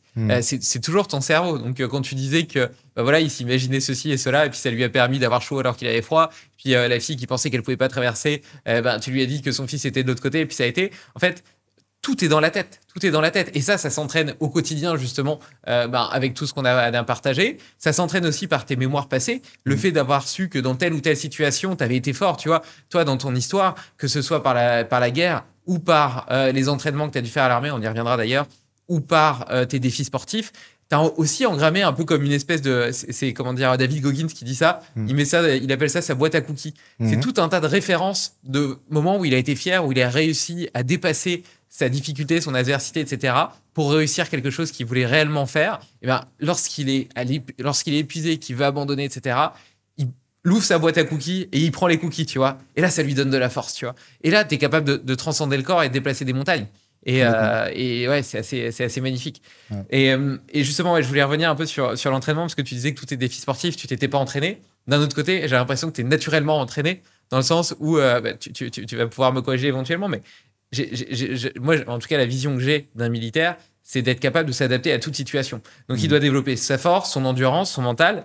D'ailleurs, à quoi ça ressemble ? Comment est-ce que tu te prépares à l'inconnu ? Comment est-ce que tu te prépares à t'adapter ? En plus, outre l'aspect physique, je t'ai entendu plusieurs fois, tu m'as parlé de compétences qui sont des hard skills un petit peu sur... je sais construire un abri, je sais purifier de l'eau, je sais regarder les couches neigeuses, etc. Enfin, tu as l'air d'avoir développé aussi à la fois une grande maîtrise de ton corps et de ta tête, et aussi de ton environnement. Oui. Alors, sur la préparation, d'ailleurs, il y a des sujets qu'on va aborder qui sont intéressants, que les gens n'ont pas forcément conscience. Déjà, en tant que soldat, on cultive d'abord ce qu'on appelle l'esprit de corps, c'est-à-dire le sentiment d'appartenance. Ça, c'est fondamental quand on intègre l'armée. Peu importe où on va, c'est bien plus développé dans certains types d'unités. Hein. Moi, en tout cas, je vais parler de ce que je connais en unité de combat. Et moi, j'étais chasseur alpin. Donc, j'étais montagnard en unité de combat. Donc, moi, ce que j'ai appris d'abord, c'est l'esprit de corps. Le fait d'avoir un cadre, que le cadre n'est pas déformé, et qu'on s'inscrit dans l'effet de groupe au lieu d'un esprit nombriliste. Ça, c'est la première des choses. La deuxième chose, c'est qu'on va nous inculquer en fait des valeurs intrinsèques à l'armée, qui sont le courage, l'engagement, le dépassement de soi, ce genre de choses, la confiance envers ses chefs, envers ses camarades, l'entraide, etc. Ça, c'est vraiment des valeurs intrinsèques qu'on retrouve à l'armée, mais aussi dans le monde civil. Ensuite, on va vous apprendre à gérer l'injustice. Je donne un exemple très concret. Tu prends les militaires sentinelles qui patrouillent dans la rue, tu auras beau leur cracher dessus, ils vont pas te tirer une balle de FAMAS. Ça, c'est de l'injustice. Tu pars en mission, tu vois, je sais pas moi, quelqu'un qui te jette un petit sac de pisse, ça c'est ce qui m'est arrivé en Côte d'Ivoire, un sac d'urine, quand je montais la garde, dans mon Mirador, tu vas pas non plus réagir. Ça, c'est l'injustice. Et c'est une des seules institutions où on apprend à gérer l'injustice. On prend les gendarmes ou les CRS ou ce genre de personnes, apprennent à gérer l'injustice. Il n'y a rien de plus dur que d'apprendre à gérer ça, mais c'est fondamental. Et c'est cette même injustice qui aujourd'hui me sert quand j'ai des jeunes ultra violents qui arrivent face à moi, qui viennent d'agresser un éducateur et pour lesquels on m'appelle, parce qu'aujourd'hui, moi, je démarche personne. On m'appelle partout en France pour intervenir auprès des jeunes ultra violents, voire plus. Et en fait, je réagis jamais à ça. Je réagis jamais. Cette forme d'injustice, je la gère et je la canalise pour amener ce jeune dans un autre milieu qui est la nature, où là, il aura besoin de moi parce qu'il n'y a plus que moi sur qui se raccrocher pour créer du lien. Et une fois qu'on a travaillé l'injustice, eh bien là, on va travailler vraiment les capacités physiques. En fait, on ne peut pas prendre un jeune soldat et tout de suite le mettre dans le dur. Ça ne fonctionne pas comme ça. C'est progressif. Et à la fin des 6 mois, effectivement, on sort des hommes et des femmes qui ont développé tout un tas de compétences et qui continueront à en développer. Moi, je n'ai jamais passé autant de temps qu'en formation à l'armée. Voilà. J'ai passé la moitié de ma carrière, sur 18 ans, à faire de la formation. Soit à former, soit à être formé. Donc effectivement, on développe des compétences. Je suis venu moniteur en secourisme, moniteur contre IED, tout ce qui est engin explosif, instructeur en combat, instructeur commando, pour tout ce qui est parcours. Et à chaque fois, on vous rappelle des choses importantes. L'organisation, l'anatomie. J'ai appris comment étaient constituées les fibres du corps humain. Souvent, on ne s'imagine pas ça du monde militaire, mais c'est le cas. Il n'y a pas de formation au rabais ou nivelée par le bas. Voilà. C'est une formation qui est toujours nivelée par le haut, où quand le gars sort de la formation, il est compétent. Voilà. C'est pas une formation, on ne va pas lui donner gratuitement, en fait. Ce qui n'est pas toujours le cas aujourd'hui dans le monde civil.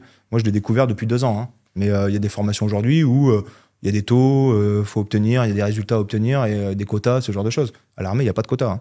Le gars qui se loupe, il se loupe. Le gars qui abandonne sur un stage, il est éliminé du stage. Point. Il n'y a pas de détails, en fait. Et donc, on cultive comme ça cet esprit à aller au bout des choses et à s'acquérir des connaissances, des compétences. Et aujourd'hui, le but, c'est les transposer dans le monde civil parce que on n'a pas beaucoup de métiers pour pouvoir les transposer. On peut être manager dans une grande entreprise, ce genre de choses quand on est militaire. Mais les valeurs d'esprit de meute, de cohésion, etc., qu'on a eues dans le modèle, en fait, c'est ce que nous, on s'appuie pour le développer au service du monde civil, en l'occurrence. Ces compétences sont aujourd'hui, comme je le dis, une chance pour notre société. On a l'équivalent par année de 30 000 militaires en moyenne qui quittent l'institution militaire. C'est énorme, dont 1 500 à 2 000 blessés. Et mon objectif demain, c'est d'avoir 10% de ces personnes qui puissent, pendant un temps donné, se mettre au service de nos publics qui en ont besoin. Voilà. Et ces publics qui en ont besoin, ce que je remarque, en toute objectivité, et les professionnels que j'ai recrutés, qui sont issus des services de l'aide sociale à l'enfance, etc., j'ai pris des experts dans mes équipes que je paye pour m'accompagner sur les projets. Ce qu'on observe, en fait, c'est que ces jeunes n'ont aucunement peur du cadre, de l'exigence. J'ai des jeunes qui parfois se retrouvent avec avoir traîné dans des quartiers, etc., sur des réseaux de délinquance, qui sont hyper exigeants, ou des jeunes qui sont parfois endoctrinés dans d'autres choses. Et en fait, quand on leur amène à notre cadre, parfois exigeant, mais au fur et à mesure, de manière progressive et bienveillante, en fait, les gamins, ça les rassure. Quand je parle avec eux, ils me disent qu'ils ont peur du climat, ils ont peur de la guerre, ils ont peur de l'avenir, et donc ils ne croient pas en nos sociétés, en nos valeurs, et encore moins en la France, parce qu'ils ont peur en l'avenir, en fait. Ils n'ont pas confiance en l'avenir. Alors que nous, on essaie de leur redonner un peu cet espoir et de leur dire, les gars, c'est vous qui allez faire l'avenir, en fait. Vous n'allez pas subir l'avenir. Le climat, oui, il évolue, etc., mais de manière, c'est cyclique. Donc, c'est vous qui allez être maître de votre avenir, et prenez votre avenir en main pour avoir une meilleure société demain. Alors, il y a peut-être des petits gouttes d'eau comme ça pour l'instant de notre part, mais on va continuer à développer. On a multiplié par 3 nos actions cette année, en 2024. On a formé 36 personnes pour encadrer sur toute la France. Et donc, on a en moyenne entre 60 et 100 jeunes qui passent par les mains de nos encadrants diplômés, des blessés consolidés, je précise bien consolidés, c'est-à-dire qu'ils ont déjà un processus, ils sont déjà consolidés, prêts à travailler, et qui repartent avec des clés pour la suite. Et au-delà de tout ce que tu fais avec la fondation, je sais que dans mes auditeurs, j'ai des chefs d'entreprise, des fonds d'investissement, etc. Et donc potentiellement, ça peut être des entreprises qui pourraient être hyper intéressées par le fait d'embaucher des types de personnes, de la façon dont tu te présentes, quand on comprend le sens que ça peut avoir et les compétences qu'ils ont développées, qui sont certaines et qui sont précieuses, tu vois. Il faut le voir aussi, qui sont précieuses. Moi, en tout cas, en tant que chef d'entreprise, ça me parle, tu vois.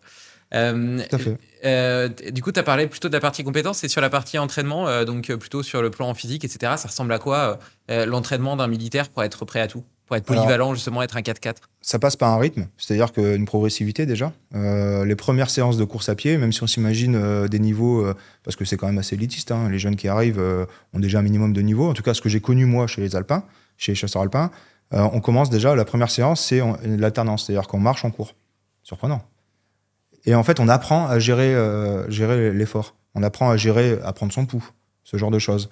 Et pour devenir un meilleur athlète, en fait. Et donc, au fur et à mesure, par contre, il y a du sport tous les jours. Ensuite, il y a des instructions. Et ensuite, il y a des phases de restitution. C'est toujours la même chose. Entraînement physique, entraînement mental.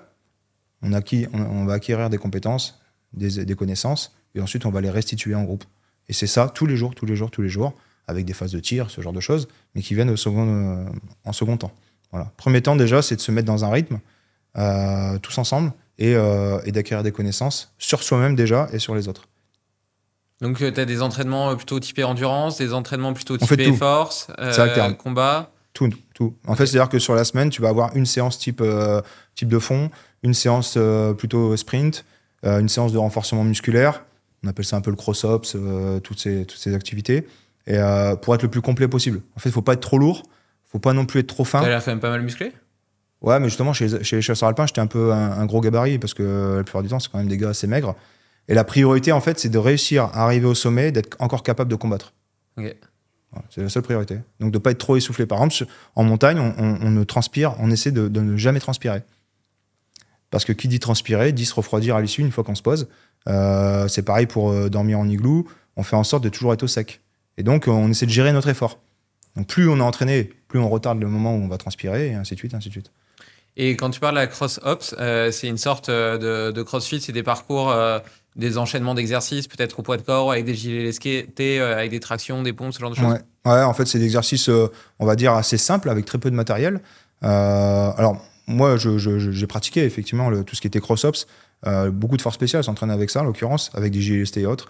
Moi, j'aimais beaucoup ce qu'on appelait la méthode naturelle. C'est ce que je fais sur mes stages. De Georges Hébert ? Alors, par exemple, la méthode naturelle, en fait, il y a 10 familles d'exercices. 10 familles d'exercices, il peut y avoir ramper, bondir, courir, nager, escalader, tirer, lancer, etc., etc. Il y a 10 familles d'exercices. Et en fait, à chaque famille d'exercices, il y a un exercice qui est demandé avec un message pédagogique. Et moi, quand je mets en place des méthodes naturelles, soit à l'armée ou dans le monde civil, en fait, je leur donne le message pédagogique. Voilà pourquoi je fais les choses. L'objectif, c'est de faire ça, et ça répond à telle famille. Et donc, on peut tester comme ça les compétences et les capacités.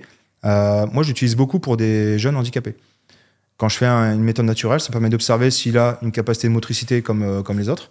Est-ce que mentalement, il a des capacités à s'organiser? Parce qu'il faut savoir le respecter, ça. Et en fait, ça me permet... Mon modèle d'évaluation, comme on peut avoir dans une séance de sport lambda, il y a toujours une phase d'évaluation en début de séance. Eh bien, moi, c'est la méthode naturelle, en pleine nature, pour révéler les potentiels. Comment est-ce que tu t'entraînes aujourd'hui? Tu t'entraînes encore? Alors moi, je suis toujours judoka. Je m'entraîne beaucoup quand je fais des stages avec les jeunes, parce qu'on fait du sport avec eux tous les jours. On met en place un rituel. Donc on a certains jeunes qui, aujourd'hui, dans certains foyers, malheureusement, se lèvent à 10 heures, n'ont plus trop de rythme. Donc déjà, on leur remet un rythme en place. On fait du sport tous les jours. Et puis après, sur mon temps libre, j'essaie de partir avec mes camarades blessés, s'entraîner pour être toujours prêt, parce qu'on a des jeunes qui ont la pêche. Moi, je rencontre des jeunes qui font de la boxe dans les quartiers, ce genre de choses. Donc il faut avoir en face une santé mentale et physique respectable. Voilà. Et puis, vis-à-vis des entreprises aussi, nous, en fait, on leur propose des stages sur les entreprises partenaires.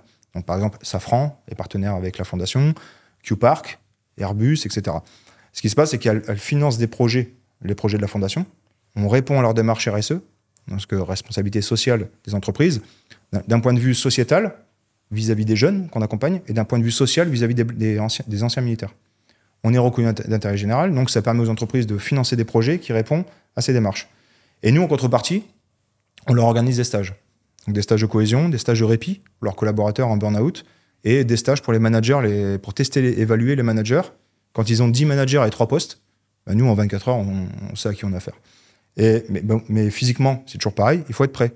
Si l'entreprise arrive et qu'elle voit des encadrants en embonpoint, etc., bah clairement, ça peut générer du stress, ça ne donne pas envie de se lancer dans la chose. Malheureusement, il y a une part de physique qui est importante, une part de posture, si on peut appeler ça un charisme, entre guillemets, évidemment, en restant tout à fait humble, mais on a un besoin quand même de s'entraîner parce qu'on représente aussi une institution et des tuteurs. Il faut donner envie de nous suivre, en fait. Bien sûr. Sans être brutal et en étant dans la bienveillance. Moi, je te rassure, tu incarnes tout ça quand on te voit. On sent la posture, tu vois, le corps, etc. Non, clairement, je sais pas si on doit appeler ça charisme ou force, etc. Mais on le ressent en tout cas pleinement. On arrive au bout de ce podcast, Geoffrey. Je te propose de conclure avec un petit takeaway. S'il y a 2-3 key points que les auditeurs peuvent emporter avec eux et puis implémenter dès demain dans leur quotidien. Tu vois, des choses extrêmement pratiques, simples ou complexes d'ailleurs, mais vraiment des choses pratiques qu'ils peuvent emporter avec eux et implémenter dans leur quotidien. Et sachant que tu parles à tout type de personnes, qu'est-ce que tu leur dirais? Alors, la première chose, ce serait de se créer des moments où on revit des moments humains. Toutes les personnes que j'accompagne, je leur dis, mais mettez en place le mercredi et le dimanche, par exemple, des journées sans téléphone, sans rien. Vous partez avec vos enfants ou avec vos amis, vous retrouvez un endroit, Vous allez faire de la rando, prenez une petite carte pour passer par nos stages, comme ça on vous prépare, c'est encore mieux. Parce que sinon, vous allez partir et vous perdre. Et donc, imposez-vous des moments où vous allez éduquer vos enfants à faire sans téléphone. Voilà. Vous comme eux. En fait, il faut être exemplaire. Donc ça, c'est la première chose. La deuxième chose, c'est n'hésitez pas à aller parler à quelqu'un que vous n'avez jamais côtoyé en temps normal. Qui soit d'une religion différente, qui soit dans la rue SDF. Allez passer du temps. Allez discuter avec eux. Ils vont vous donner des leçons de vie, en fait, et créer cette forme de faire nation, en fait. Voilà. Ça, c'est vraiment quelque chose de hyper important. Et la dernière chose, c'est que on va dire, franchement, tout le monde est confronté à des difficultés, des obstacles dans la vie. On est tous confrontés. On y sera tous confrontés. Et donc, il ne faut pas en avoir peur. Il faut se dire que de toute manière, c'est placé sur notre chemin, un peu comme le destin, pour nous tester et nous challenger et faire de nous ce qu'on est aujourd'hui. Et donc, quand on prend du recul là-dessus, se dire, OK, j'ai eu telle difficulté, j'ai eu telle maladie, oui, c'est difficile. Oui, c'est difficile, on vit des moments difficiles, c'est pas un sujet. Par contre, c'est OK, je m'y suis préparé, de toute façon, ça arrivera. Et comment j'ai surmonté les choses. Et si en plus de ça, vous éduquez vos enfants comme ça, bah, je pense qu'on aura une société un peu plus apaisée, moins de détresse et plus de plaisir. Merci Geoffrey, c'était des paroles pleines de sagesse. J'ai pris beaucoup de plaisir à échanger avec toi. Il y a beaucoup d'enseignements je trouve ça vraiment extrêmement inspirant ce que tu fais avec ta fondation. Et je trouve que tu le fais au-delà du fait que ça ait beaucoup de sens, tu le fais avec beaucoup d'intelligence. Et j'aime ce côté extrêmement vertueux. Et si d'une façon ou d'une autre, je peux y contribuer, ce sera avec plaisir. Déjà, en participant à la faire connaître via le podcast, en participant à des stages. Et voilà, et puis à voir ce qu'on peut faire d'autre. Mais bravo, vraiment. Et merci pour ton temps. Merci de ton accueil, merci de ta bienveillance. Et puis au plaisir, prochaine fois, on se verra sur un stage. Merci à toi. Parfait.